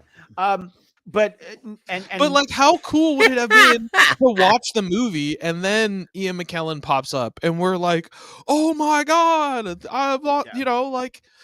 going in to see, say what you will about that Doctor Strange movie.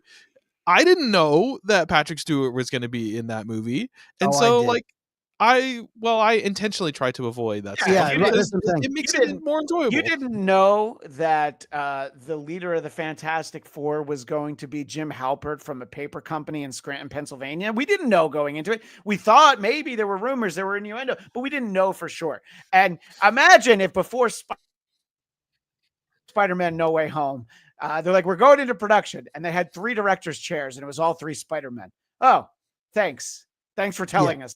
So yeah, there's no room for surprises, and I think it's good. Like, here's all the toys we're gonna have in the sandbox. Great, build a fucking sandcastle that I want to look at. Try to do that. So I'm agreeing that I want to be excited. It's kind of cool. I'm like, but yeah, how much is that iteration of the X-Men going to be in there? You're going to tell me that, okay, so James Marsden's going to be Cyclops in like 5 movies. No, I don't. Yeah, I think we're going to get an opening scene where we'll see most of the cast that they could get back, and then they're all going to die. Yeah. And then it'll be like, oh, this happens 6 more times in different universes with other cameo characters. And then we're in Doom World. And then, you get maybe one of them that persists through like an hour of the 6-hour movie. If Battle World is multiverse like we think it's going to be, right? Actually, James Marsden is what? Jesus Christ, Eric. With your connection, you can't interrupt for a quick drive-by joke. It takes like a minute and a half for you to show up. My connection, I know. My connection says it's strong. I apologize. All we got was you said with James Marsden, we get, and then you froze. Eric, you are so close that I should just open this window here and have you shout into it so that we'll be on the same Wi-Fi. I think that's what would work better. What was your point about James Marsden, though? I do want to hear it. It was just funny. I feel like there's going to be X-Men. Oh, not you! I don't want your point on James Marsden. I want Eric's. I thought he was still frozen. Let him talk. Let Brody talk. Brody talk. No, I'm shamed. Brody, go ahead, please. I'm gonna go. Wi-Fi, let him go. If he's got like clear Wi-Fi, let him go before it goes away. Yeah. Go ahead. All right. Well, we appreciate that. Okay, I'm going to speak from behind my Eric Adam hand. Okay. I'm sure your point was worth it. Brody, finish your thought before we move on to. I just read his name as Eric Adams Hands, and I don't know if that's a play on Adams Hands and also Eric Adams, the mayor of New York. So, wow. Kudos either way. I just think it's going to be multiverse, and the way that you bring the X-Men into the MCU is to bring in a. No, I think he's probably resetting as well. I don't think he's mad. Is to bring in another Cyclops at some point, right? A younger version of the X-Men. But not Ty Sheridan. The first class. No, none of those people. Come on. Yeah. I feel like the X-Men, to Nate's point, some of them will die, but I feel like some of them will make it to Secret Wars because I think Wolverine's going to keep making movies. Hugh Jackman's going to keep making Wolverine movies, at least for these 2 more movies. So I think there's still going to be surprises. I think surprises like Daredevil, or the Scarlet Witch, or other Catherine Hahn. I think those people may show up in the movie. They may even have heroes we've never even seen yet. Maybe the surprises. Yeah, okay. I would like that if like, oh wow, look, we get Nova, and this is where we get him, because there's been a lot of talk about getting somebody like Nova, a character that's been around since the 70s. It could be interesting, but you're muddying the waters with all of this other stuff. And No, I know. I just, is Moon Knight going to show up? Is he, if he's not I in the hope. credits? I would Right, love it'd be to nice. see him. Right. So maybe there are surprises. I'm trying to think in Marvel, what big Marvel heroes are there that haven't shown up yet? Well, I'm 'Cause glad you asked, because I'm still waiting for Power Pack. Oh, the Power Sorry. Pack kids. Hey, Cloak. Yeah. I've been waiting Look, for them. I hope the movie's good. My overall point was that, to me, Alpha Flight. this Sorry. 6-hour cast reveal of this long list of names does not signal extreme confidence for me of I like agree. but you're right, there could be characters we don't know about there, again, and if they're just starting production, the movie's so far out from releasing, and we have Thunderbolt still coming up, right? And like, there's other things that hopefully will kind of lay the groundwork to make it feel more and exciting, more like it's building towards that. I don't know.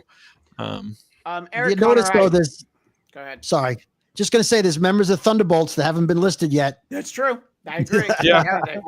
And we still don't know what the asterisk is for. So Taskmaster is we've yet to see her chair. Eric, That's I right. want to give you the Jerry Springer final thought here.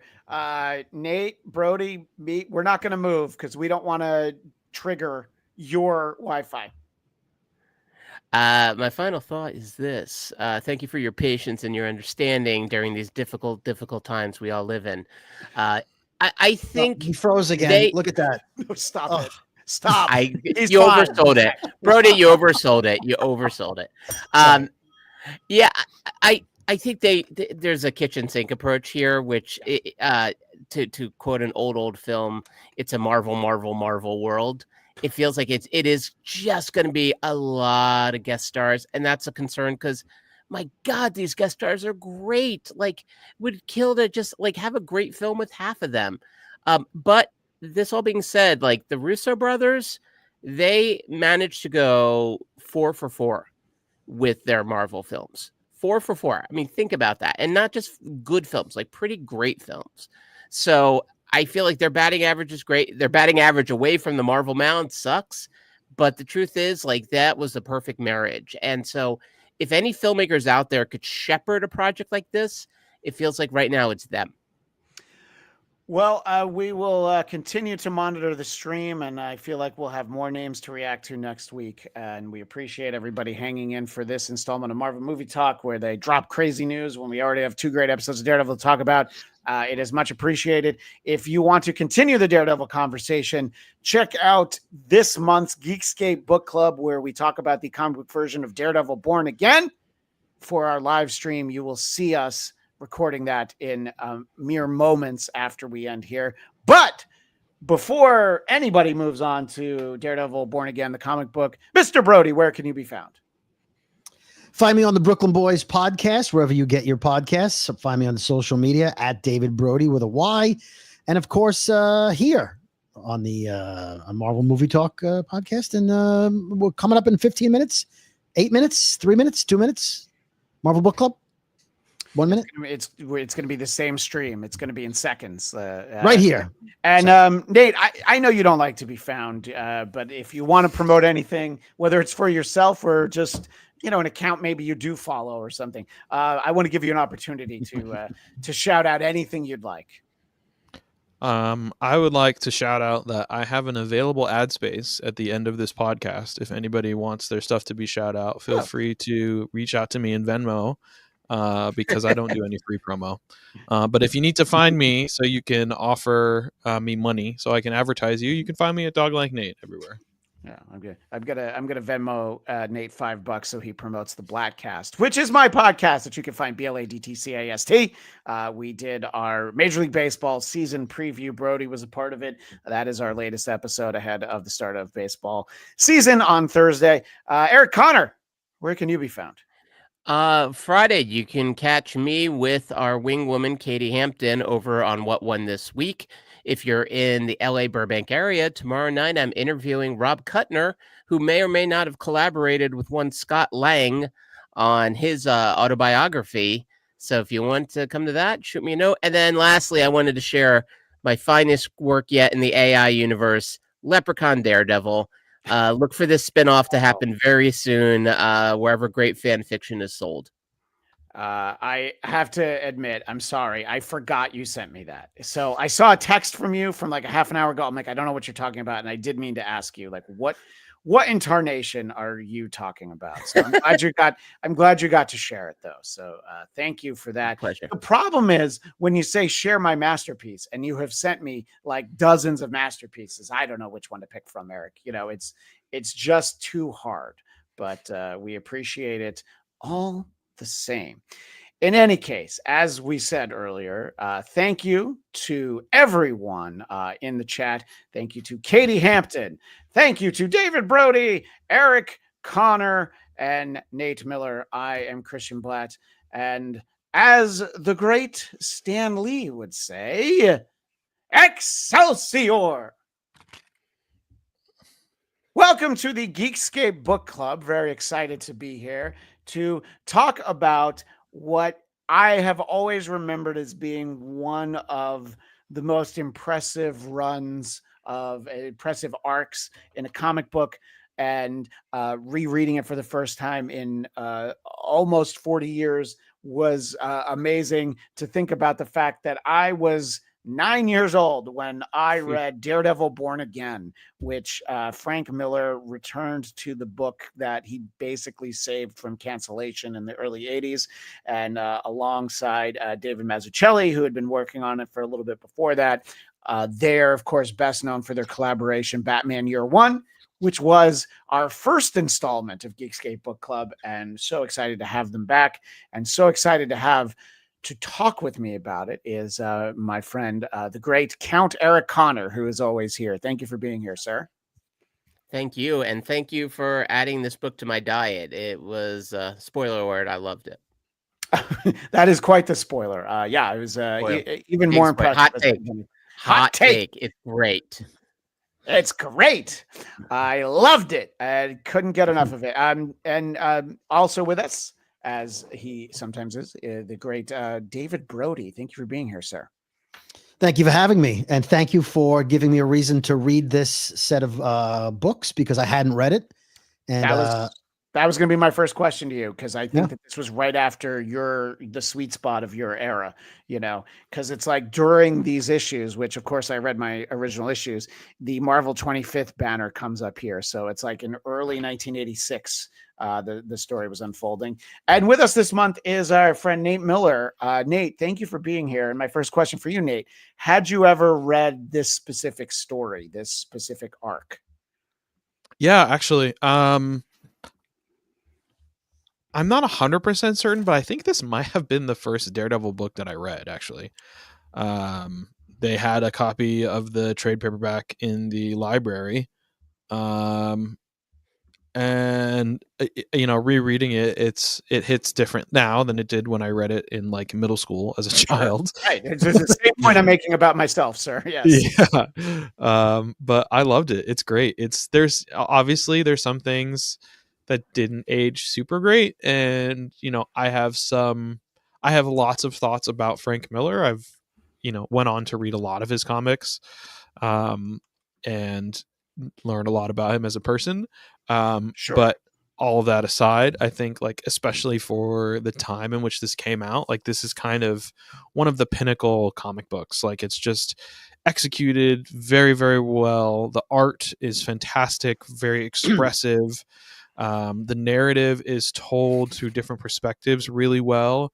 And you can just tell that, like, Frank as a writer really understands Matt Murdock as a character and kind of what he wants to do with him. And it's just very fun. It's a very good read. I mean, fun's probably not the right word, but it's a very emotionally charged, thoughtful examination of this character. And yeah, it was great to reread it. Yeah, I thought to just sort of go through these, and I think to your point, he really has the understanding of the different facets of Matt Murdock and Daredevil and how they work together, and sort of giving us the narrative and the viewpoint of Karen Page, sort of bookmarking it. It was the thing that I always remembered about this story was that when the Daredevil series on Netflix started out, and I was like, oh my gosh, when is this sweet Karen Page going to turn into a strung out heroin junkie whose film work becomes a little bit less successful and more artistic as she goes along, and just sort of rediscovering this Karen Page was really something. And again, I don't know quite how much of this was lost on me as a 9-year-old, especially considering the fact that my son is 9 now. But just a sort of a personal thing that I remember a runner in one of the issues, and it was something that my brother and I, because I would share my comics with my brother, probably because he would have beaten me up if I didn't. There was this runner at the Daily Bugle of Copy Boy. You're dead, Copy Boy. Where's that Copy Boy? Copy Boy die or what? I think I showed them out of order. But it was just like, this is such a serious story. And there's this like silly aside of like working at the Daily Bugle, but the Copy Boy thing, I didn't remember it was in the story, but I remember my brother and I talking about the Copy Boy. And it's just such a rich story. You have characters like Ben Urich, and Ben Urich, who is like afraid to say his name at one point. And we talk about how a series like Daredevil Born Again on television, it builds, and there's just so much to these issues. And I thought that it was great to experience it, not the way I did over 7 months and trying to remember what happened, just sort of reading them yesterday in the afternoon. Eric, as someone who was discovering all of this for the first time, but had read plenty of Matt Murdock before, at least for this very show, what were some of the things that were most striking to you as you read this? Well, this was almost like a biblical story, and it's a part of the Bible I don't know quite as well, which is the story of Job. But like Job had everything taken from him, and how deep they went with that for multiple issues. Really, it's like you think he's like at the bottom, and then it gets worse. He stops trusting Foggy. He basically thinks the whole world's out to get him, because it kind of feels like it is. But they, what they do to him, make him suffer, and just take everything. This moment, by the way, is a reminder of something I talk about in my little 8-minute summary of seasons 1 through 3 of Daredevil. Is that bond between these two characters, how important it is to who Matt Murdock is. But yeah, he's embracing Foggy. I believe this Foggy, is after Matt appears in court. And they take everything from him and punish him, and he suffers, and he's lost. And I'm just impressed of the sort of the courage to go that deep with the storytelling. That you talk about things that age or don't age, but I think that's the stuff that really, like all these years later, reading this through for the first time, I was taken by how deep it went and how much I felt for Matt. But then also how, even though Fisk is obviously kind of a comic book villain by the very nature of him, yet I still get him and what he's trying to do to Matt, and how he is making Matt a real pariah. I thought was really expertly done, and the patience, something we've complimented the TV show for doing. There's such a patience to the story that it really is one of those, I can't imagine reading it one issue at a time, 1 month at a time, because it makes you wait and wait for him to finally kind of get back on his game. But I thought that was a lot of faith in the readers, which I thought was great. Yeah, I think that even, especially comic books in the modern day, 40 years later, there's not as much room to grow and to build. Even in 1985, 1986, not every creator would be afforded the luxury of telling this story over this many issues.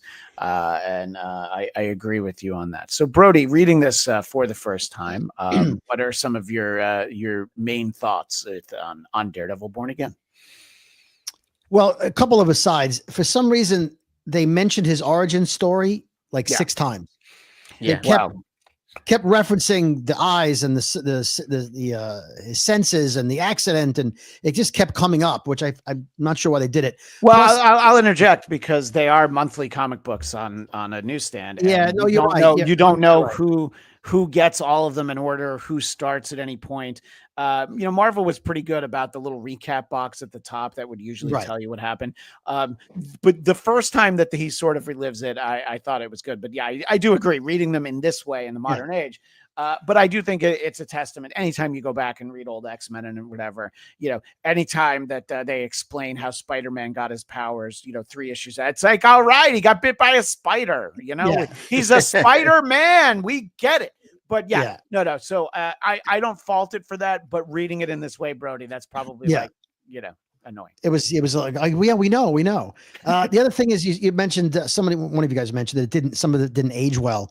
The references to like calling the operator and going to a payphone, like there was so many things that you're like, if this was, it almost had to, like, if they made this movie now, they'd have to set it in the 80s because they couldn't have the technology, and as they should. Yeah. But it's so dated. And so, it's nice to see the Twin Towers and, that stuff's great. As far as the actual issues themselves, having been a fan of Frank Miller from the Elektra, that I just love seeing that. Although there's no antenna, but still seeing it in there reminded me how old this book is. Yeah, agreed. Frank Miller, granted, I mean, his style is film noir, which is very much what this is, even more so than the Elektra saga. The asides, he understands inner turmoil as well as anybody of any comic book writers. He'll do a whole page on the analysis of an emotion that someone's going through, and then Ben Urich analyzing himself and his. It's just so deep when you think about the way comics used to be in the 70s. They were just kind of like, frilly and superheroes. And Frank Miller, at least when I was reading them as it happened live, he changed the way comic books were written for me. And when he started with Daredevil at 158, maybe I think it was, it just, his writing style is amazing. Now, for me, I would rather see Frank Miller also be the penciler. I think the artwork is very good, but I'm partial to Frank's drawings of Daredevil. But I don't think anyone understands or gets the Daredevil dichotomy as well as he does. And I thought this was just another amazing chapter of Frank Miller writing. And now I want to go read Batman Year One, and it was Brave and the Bold was the second one he did, or the first two.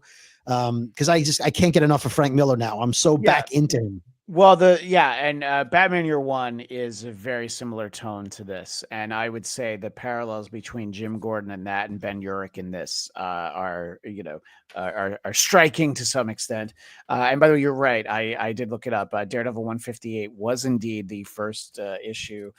Frank, by this point, wasn't drawing almost all. Like, it's people can be quick to forget that he drew that first Wolverine limited series, the first miniseries that Wolverine had, that none of us can afford the original issues, at least not in mint condition, not slabbed. I've got 10 of them. I just got to figure out what to do with them. I just got to figure out how many I want to set on fire just for fun. I get it. I totally get it. It was one of those. It was Frank Miller and Wolverine. I'm like, this is going to be worth something someday. So 40 years ago, I bought a bunch of them. Why not? But yeah, and I think that it is interesting about it being the 80s. And look, there are things that we've seen. We've seen people be sort of destroyed by a gangster or an all-powerful person in other media before. But the fact that we got this take on the Kingpin, who was a little bit more cartoony, having been introduced in Spider-Man in the 60s, obviously Frank Miller kind of redefines who he is. And this really is the Vincent D'Onofrio Kingpin. And there's so many elements to this that are just clearly utilized, not just in Daredevil Born Again, but also in the Netflix series, side characters, the guy who makes the costumes, people that I forgot about, things like that. And there's just so much to it, but he has a knack for characters that are well-defined by other people. and sort of putting his own spin on him. Like the J. Jonah Jameson in this is not the one yelling about the wall crawler. This is the guy who you can understand how he runs the biggest newspaper in the biggest city on the planet. And, he's trying to get him to actually write whatever's going on. And, we get Robbie Robertson, but also Captain America shows up in the last issue, just to jump ahead for a second. And you're like, oh yeah, this is the same Captain America that was appearing that month in the Avengers and also the Captain America solo book. And sort of, there's threads in this that are then carried over into his solo book throughout the 80s. So I thought that it was a great snapshot of a moment in time, but the fact that it is the 80s, it is like, well, what do you mean you don't know if your bill got paid? It's like, because you mailed it. You had to send it. You had to write a check and send it in the mail. And I guess that kind of became the issue in there.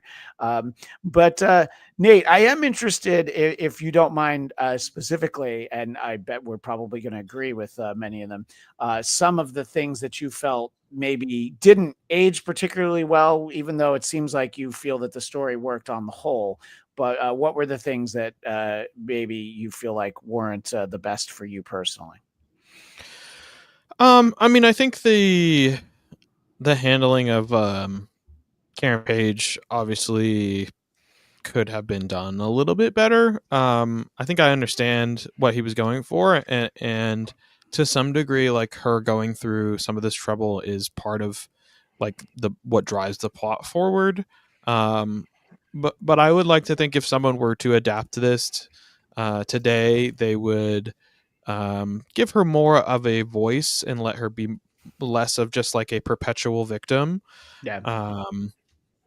I think that's really the main thing. No, I and I think it is sort of. I do have some questions about her boyfriends being like gray colored and just like kind of filling out a lot of stereotypes about. Let me just quickly ask, how did you read this? Did you read this as a online or a printed paperback? Okay. Yeah. Is it different? No, I'm wondering. I'm actually looking for a scene to kind of get an example, because I do have I have the comics from the 80s. So this is she's in Mexico, so clearly this is going to be, this is the guy she sells Matt's name to.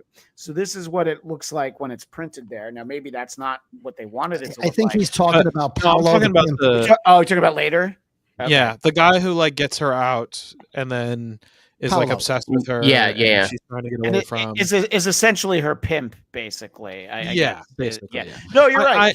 His face, like, all right, I'm just going to say his face is definitely very gray, and it doesn't show up well because of my green screen. But it was just kind of odd. It's something. And he's dressed like Dick Tracy for some reason. Oh, that I don't know. Yeah. But I think in general, like, all of the parts of the story tie together really well, and some of the more I don't know, I think some of the more like dated elements add to the story. They're used in ways that kind of like accentuates the atmosphere of the city of Hell's Kitchen. So I don't think there's too much. Really, just the Karen Page stuff, I think, could be handled a little bit better. But even then, it's like there are some things too with the themes I do find interesting, of like Matt is depicted in this kind of Jesus-like way. Obviously, it's called Born Again. There's lots of Christian Catholic imagery, and he literally kind of is killed and then gets baptized in water just to then come back, and he's like put in these poses that are very biblical, Christ-like. Within that, I do think there is some interesting thought to be had about kind of framing this hero as a kind of messianic figure who does what he's supposed. His kind of gift is, again, like inflicting this violence and being this fighter. And I do appreciate that the story emphasizes a lot about his mental strength, of his like inner desire to not give up, and that's kind of what drives him forward through every imaginable bad thing that could happen to him.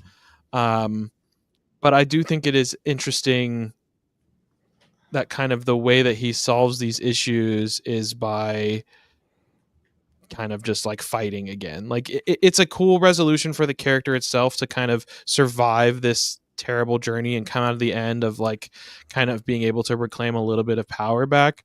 But as with a lot of ongoing comics, I find the ending sometimes to be like, it's for the story narrative perspective of Matt, I'm like, yeah, this is cool. But then for like the larger world implications, it's like, okay, so are you gonna get your license back? Like, are you gonna like there's so much more to unpack, which is something that they deal with later.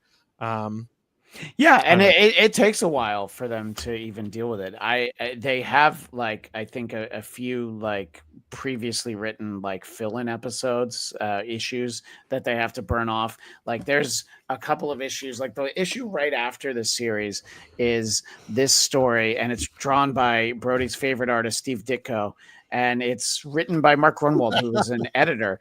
And it's just like you just have this amazing story, and you have this goofy story the next month. And look, part of it is, just I think that it takes him a few months to land on Ann Nocenti, who goes on to with John Romita Jr. to do some amazing stories that feature like the introduction of Typhoid Mary. And it was very much in this vein, but stylistically it was in this vein. But there's a lot of pieces that have yet to be assembled back together.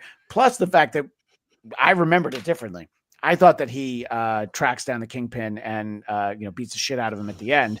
No, he gets his ass kicked and practically killed, and then he just lets the system unravel the Kingpin, and he doesn't actually confront him again, which will happen later. So in that way, it was a little, the legend in my head was somewhat greater than the resolution. It was just like, oh, okay, well, that last issue, it felt like, oh, you've got Frank Miller for 7-8 months, and this is his last issue. So we're gonna go ahead and tidy it up. Sometimes movies feel that way. What did you think about sort of some of this stuff, Eric, in terms of telling the story and following it on through to the conclusion? Did you feel satisfaction at the end? Well, I think the payoff was a little muted, and it obviously feeds right into the next storyline. I think like Nuke is interesting. I in some ways, maybe the handoff from Kingpin to Nuke could have been handled a little bit better. But I thought the first issues definitely I thought had a stronger setup than it did a dramatic payoff. But Nuke was kind of fascinating. And then, of course, it brings in other heroes as well. So it kind of puts Daredevil in the sort of larger frame of, a variety of Marvel titles. So in that end, it felt maybe a little bit less like a finale, so to speak, and more like just a continuation. So thus, it didn't quite have the oomph I think I was hoping for, but it's kind of a small complaint because of how much stuff this does well. I love the use of color in a lot of places too. It didn't, some of the things like even representing his blindness or this moment here where it's in black and white, but the lettering is in color. I thought was great. And even that stuff with the boyfriend. So Karen, I think they could have chosen maybe two of the things they threw at her. Like they threw just every single thing at that poor woman. She was into porn and she's into drugs and they want her dead and she's going to rat on Matt. And it's like, all right.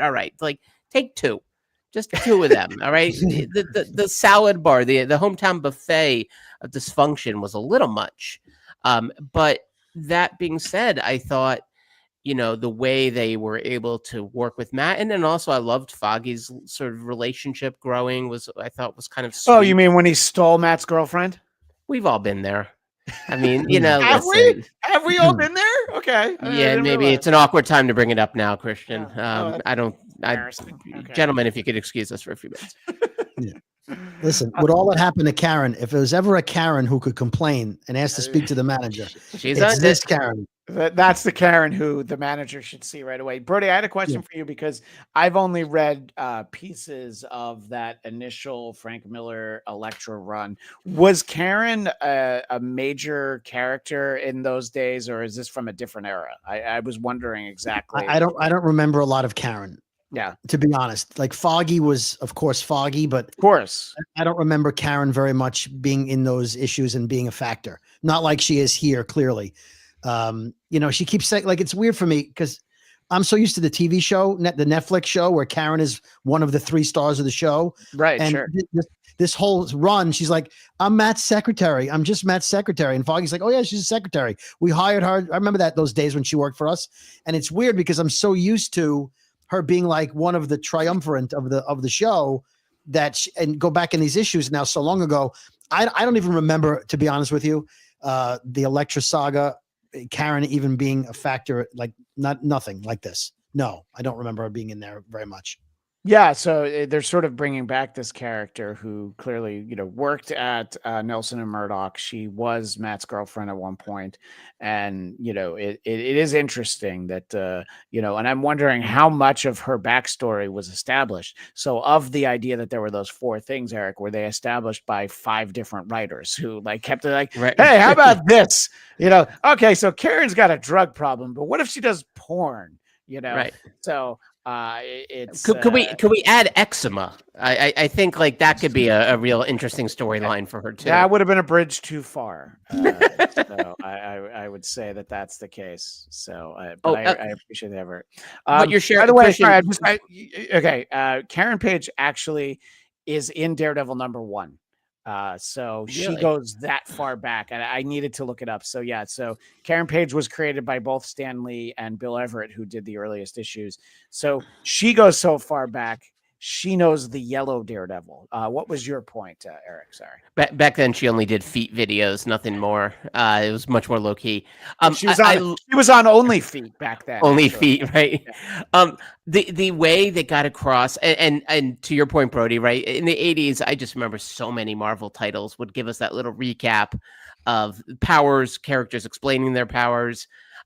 And so when you read them all together, you're like, okay, we get it. He's Daredevil. But I did love how they represented his blindness. There's lots of panels of just black with just titles. And then that wonderful moment with the nun, who, of course, is his mom, where she is like that first time where you feel like he's connecting again. And there's a little bit of visual. Percy.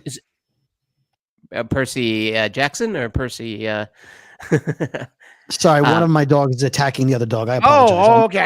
Welcome to my world.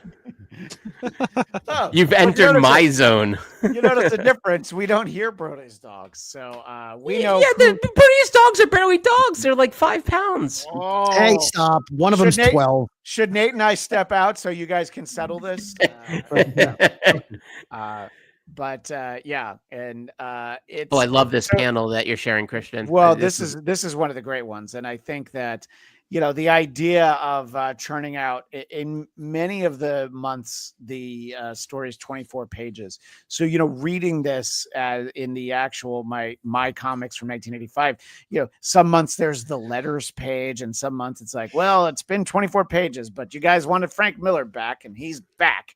And so it's it can be a little bit of a challenge when you're drawing that many images, but you do get true gems like the one we're showing, just this close up of the Kingpin's face with some light reflected off of it. And I know that you had an affinity for the moments involving Santa Claus and our buddy Turk from the TV show, from the Netflix version of the TV show. I was excited to see Turk, actually, because I kind of forgot about him. And Matt tries to tough guy Turk and his friend and be like, take off those Santa Claus outfits. And they're like, make us. And he tries, and then they kick his ass and stab him, actually. So, that's kind of Santa's gonna Santa, Yeah, right, exactly. So yeah, this is in the era of Silent Night, Deadly Night, though. So I think America was ready for Santas that maybe don't follow the rules. But you specifically, the images we're showing where they're trying on the Santa suits. What specifically struck you about some of those? I think the idea of like how desperate they are, and one thing they do very well in this is the character of Hell's Kitchen. Yeah. And so this notion of even like sort of decent people, they beat up a Santa Claus to steal his stuff so they can then go mooch off of people. And I thought, like, wow, that's a pretty low bar. If you hit that, then like, yeah, there's a lot of things going wrong in your life. And then right, the idea that he tries to stop them and they stab him. So they weren't afraid. There was nothing, no bridge too holy for them that they couldn't cross over or burn it for the sake of the storytelling. To your earlier comment about the usage of, just black shading images and what we see and what we experience.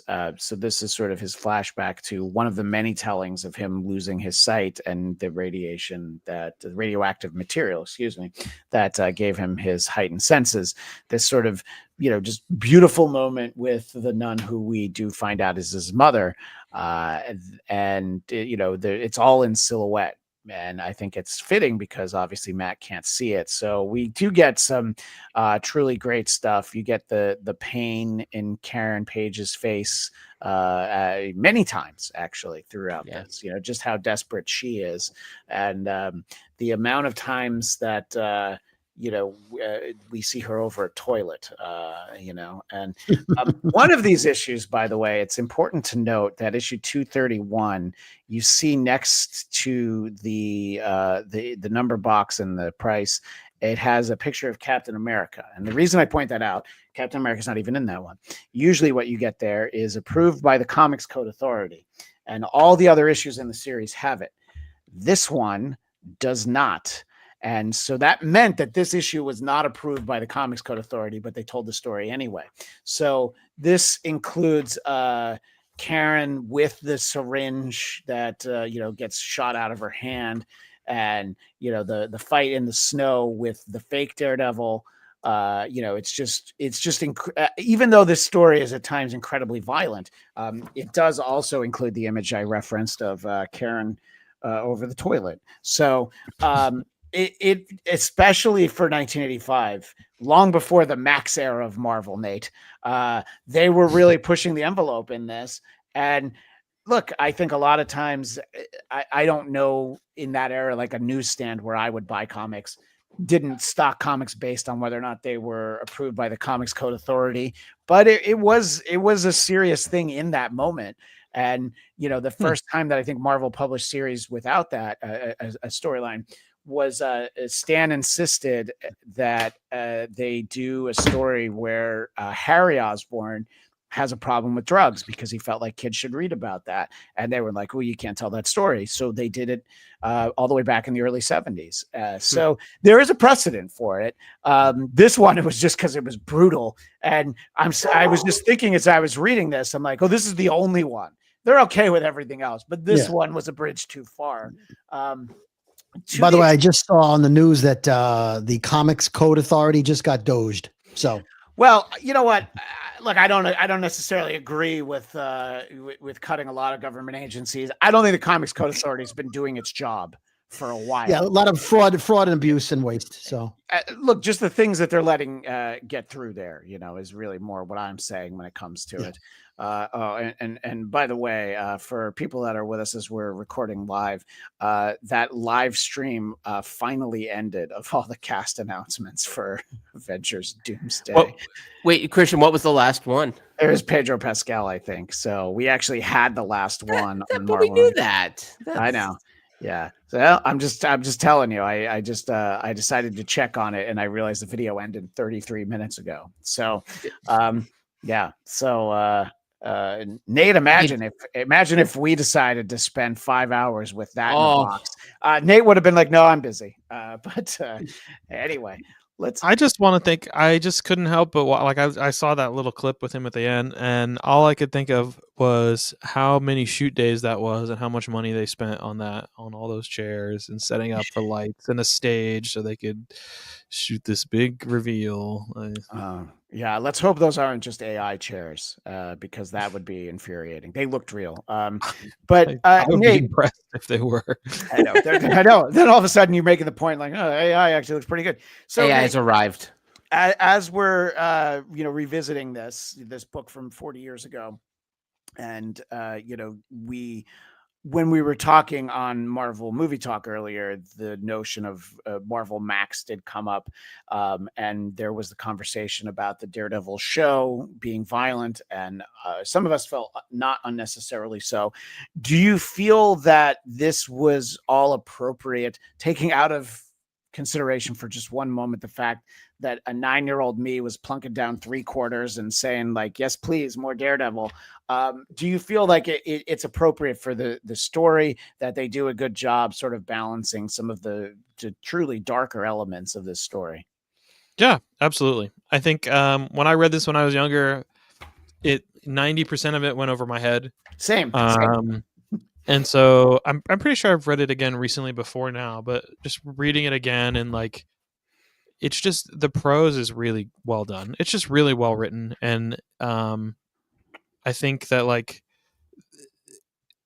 it's not like a it's not a particularly violent comic for the time. I understand that it was very risky, but I think that, again, like, similar to what we're talking about with the show, all of the violence and stuff is motivated by the story. It's there for like a reason.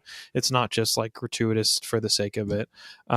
So I think even in this, like, there's violence, but there's not that many fights. I was really surprised reading this book again, how much like Daredevil is not in it, how much there's people talking about Matt instead of like Matt inner monologuing about himself. And particularly with like Kingpin showing the obsession, I think was like really, really well done, and showing the lengths at which he is willing to go because he's kind of crazed, gone off the edge about, having his nemesis locked down, totally ruining his life, beating him in battle, and then he still gets away, and he just like, it eats away at him to the point of him deciding to bring Nuke, a American government tool of chaos and destruction that historically has been used overseas, and being like, no, actually, we're going to bring that to New York. And the carnage that happens because of that, like them showing the buildings being destroyed and innocents being shot, and Matt thinking about like, every time he pulls that trigger, some old lady gets a wound they'll never recover from or something, he said. So I think that like the violence is used very intentionally. I think, as we said before, some of the violence against Karen, I think, is a little gratuitous. But even then, it adds to the perilousness of the situation she's in. And to me, I read that as like, Frank didn't want to completely ruin the character of Karen. He just wanted to, like, the reason why he put her in such a awful spot is to like, this is what it would take. This is how much she would have to lose for her to betray Matt. And she did go through all of it. And so she did. Yeah. But there is a little bit of empathy there. And of like, it's not like she just was like, oh yeah, how much money can I make off this? She hit a rock bottom, and in a time of distress, outed one of her friends. And so I think a lot of the violence and a lot of the like, risky themes and stuff, it can be heavy handed in some ways, but it all furthers the motion of the story, and it adds a lot of weight. Like, Matt deals with a very serious depression in the middle of this book as he's lost everything. And like the internal monologue and stuff that he has, like, that to me is also like just as heavy. And like, he thinks about suicide, like it gets really dark, and that is obviously not as apparent as the flashy panels with blood and fire and explosions and stuff, but to me that also can be just as adult and just as important in moving the story forward. Yeah. Brody, I wanted to kind of get your same thoughts on sort of the level of the the death, destruction, the mayhem, and some of the other mature things that we're seeing on the page. Do you feel that they well suited this story that again appeared on newsstands for children to buy in 1985 and 1986? It's probably a bit more than the typical comic book at that point, for sure. Yeah. To Nate's point, there wasn't a lot of fighting in this. He went into Ben Urich's house, into his apartment, threw a couple of punches and left. The street guys beat him up, stabbed him, and that was it.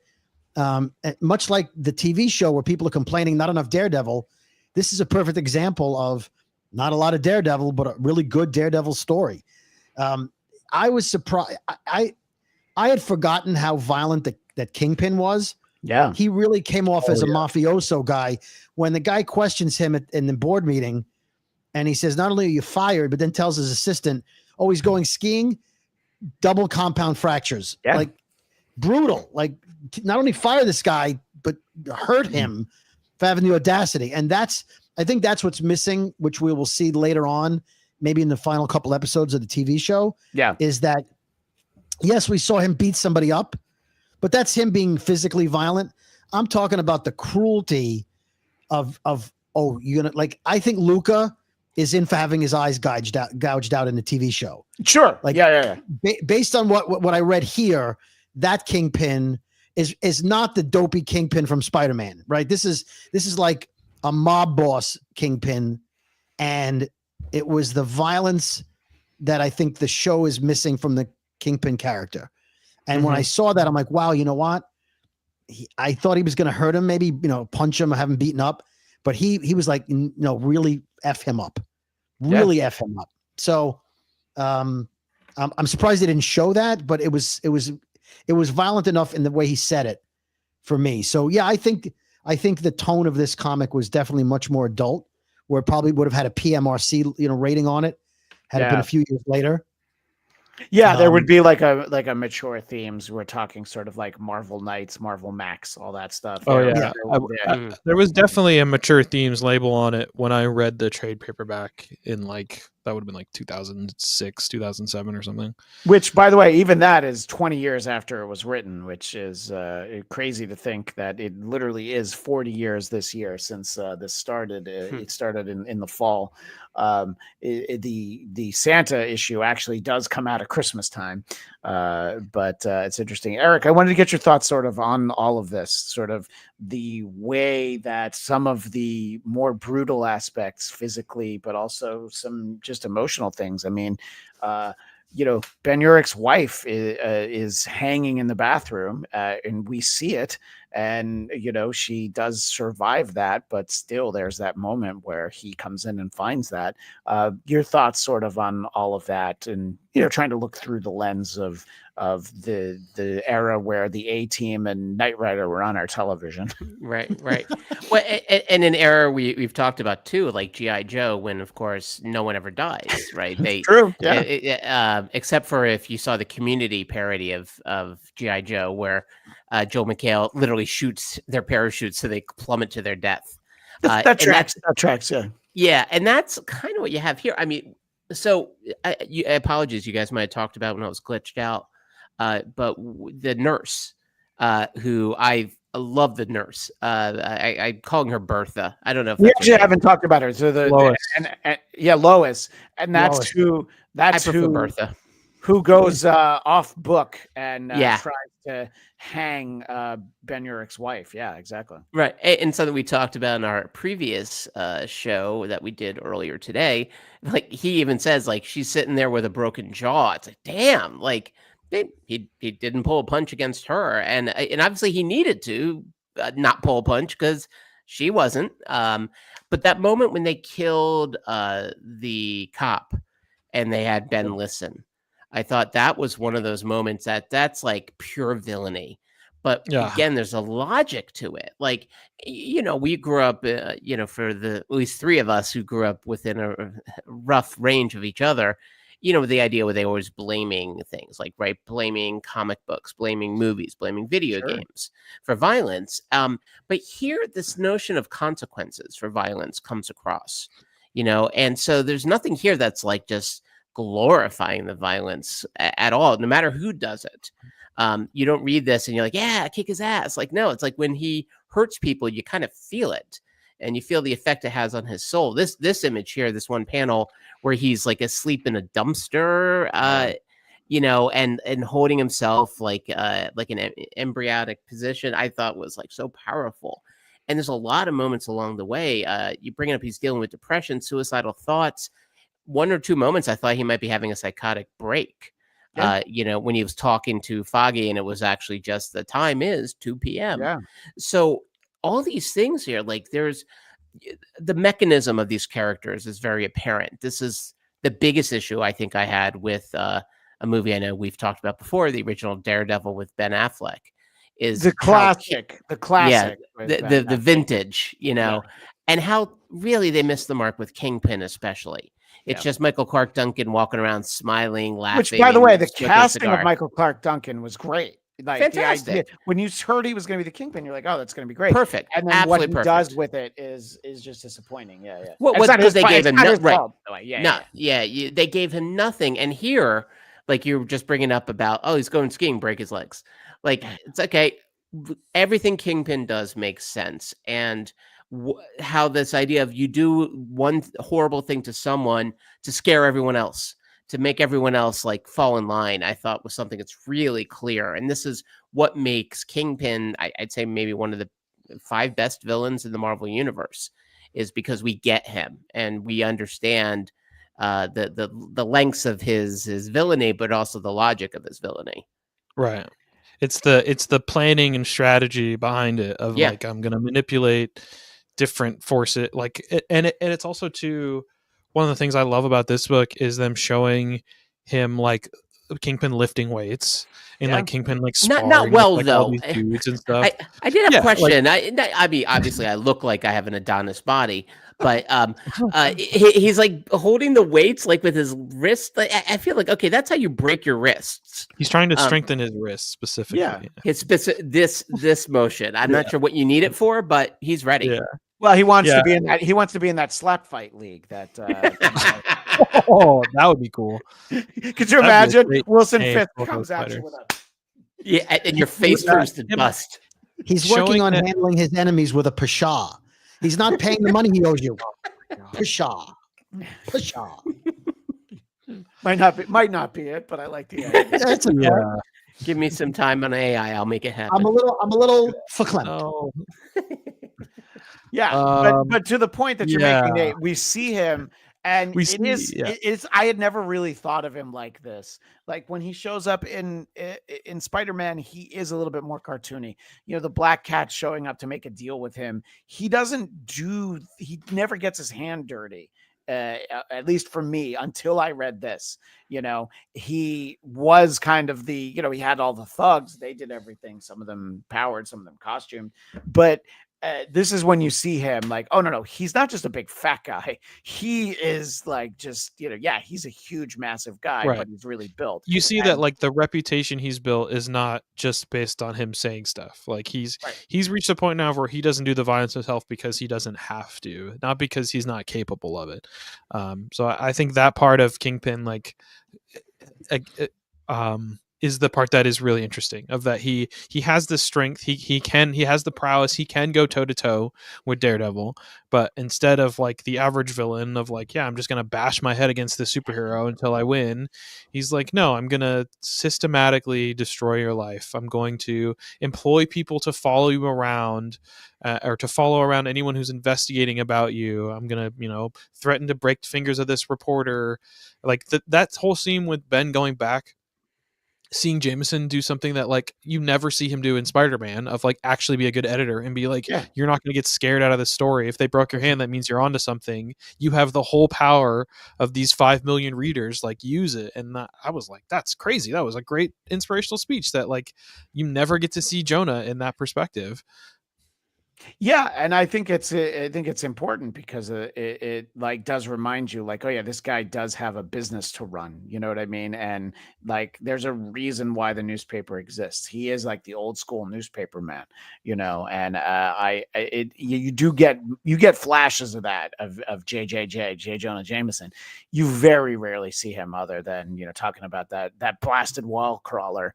Right. We were talking sort of about two different things during the course of this conversation. We mentioned this idea that, this is part of a bigger universe. This is the Marvel universe. We do see the ripple effects that you can't have, a government assassin just dropped into Hell's Kitchen without people noticing. But at the same time, there are moments that the book feels dated, and probably nothing feels more dated than 1985 Iron Man, which I kind of like this suit. I sort of like this suit. And, Thor, we only have him like in the shadows. He had the beard at this point. He wasn't a frog, but this is close to that era. And, this Iron Man is there. And I do like that, Matt just is like, okay, I got to back away from Nuke now because Iron Man is here. And I'm not fast enough. I can't beat Iron Man. So I thought that was it was kind of fun because it takes me back to when I was reading these books. But the importance of Captain America, the reason he's in there is that we have this Nuke character, and the government has this character, and he's part of the super soldier program. And within months, this is felt. I think within less than a year that Steve resigns as Captain America, and they bring in John Walker, which is something we saw in Falcon Winter Soldier. And then Steve goes out as the captain. And, so what I like when I read a story like this, you're seeing ripple effects of like, oh yeah, this is consequential in the Marvel universe. This is hugely consequential for Daredevil and even the Kingpin. But the fact that it's like, yeah, you don't have these incidents happen in Hell's Kitchen, and there not being repercussions. The fact that the government officials, the military brass who allow this to happen because of whatever Wilson Fisk has on them, well, they all have to kind of answer for it, which is a little bit more of an idealized 1985 world. But I'll appreciate it that people get punished for acting badly.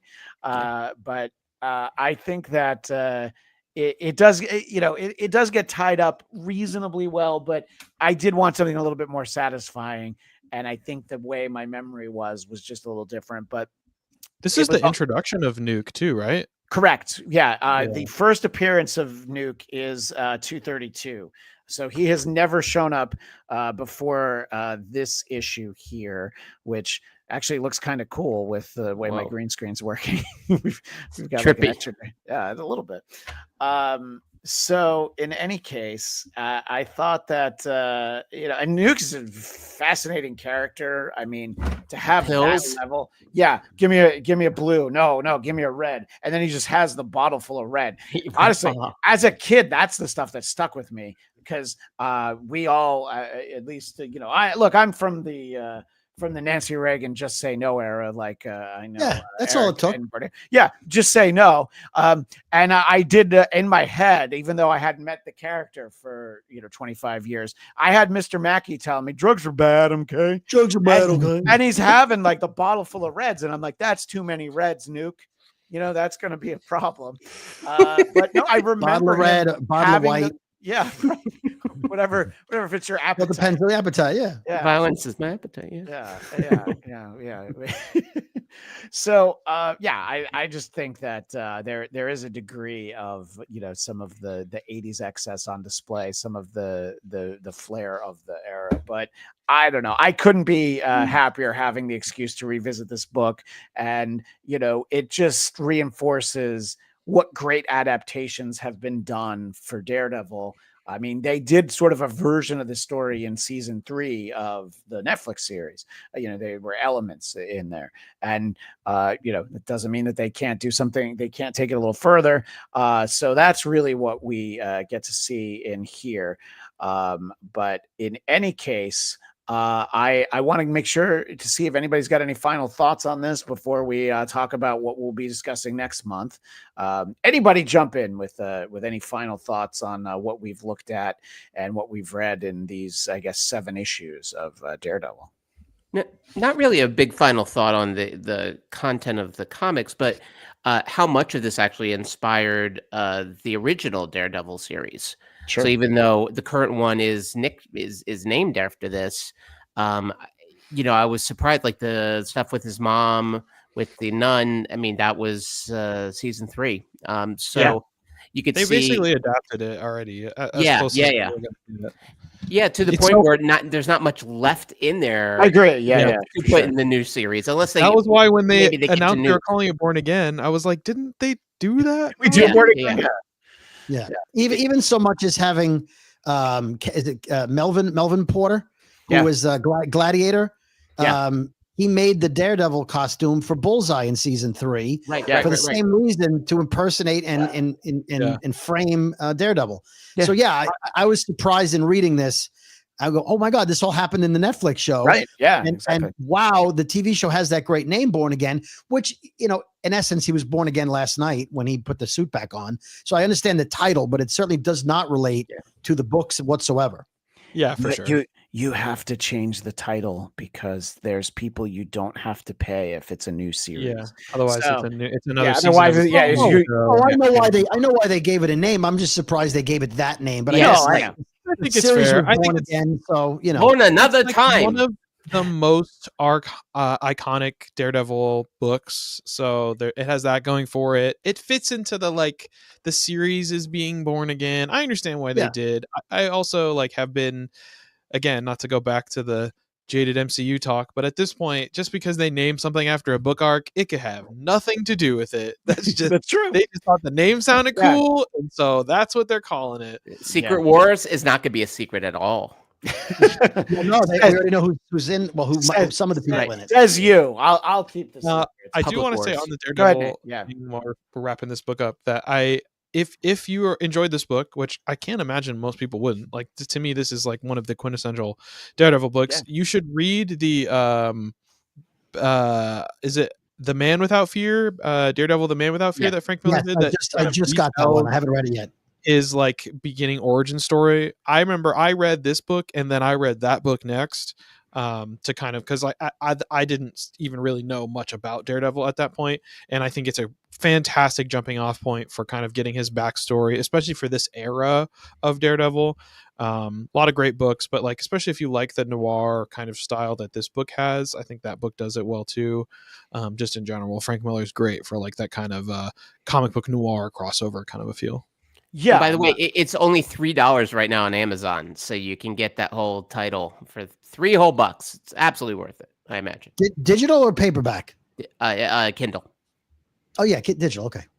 Yeah. Well, there you go. It seems like that could be money well spent. Come for the bargains here at Geekscape Book Club. And yes, that is Frank Miller and John Romita Jr., who is very well suited to sort of the dark, brooding world of Daredevil. As I mentioned, his run with Innocenti that introduced Typhoid Mary.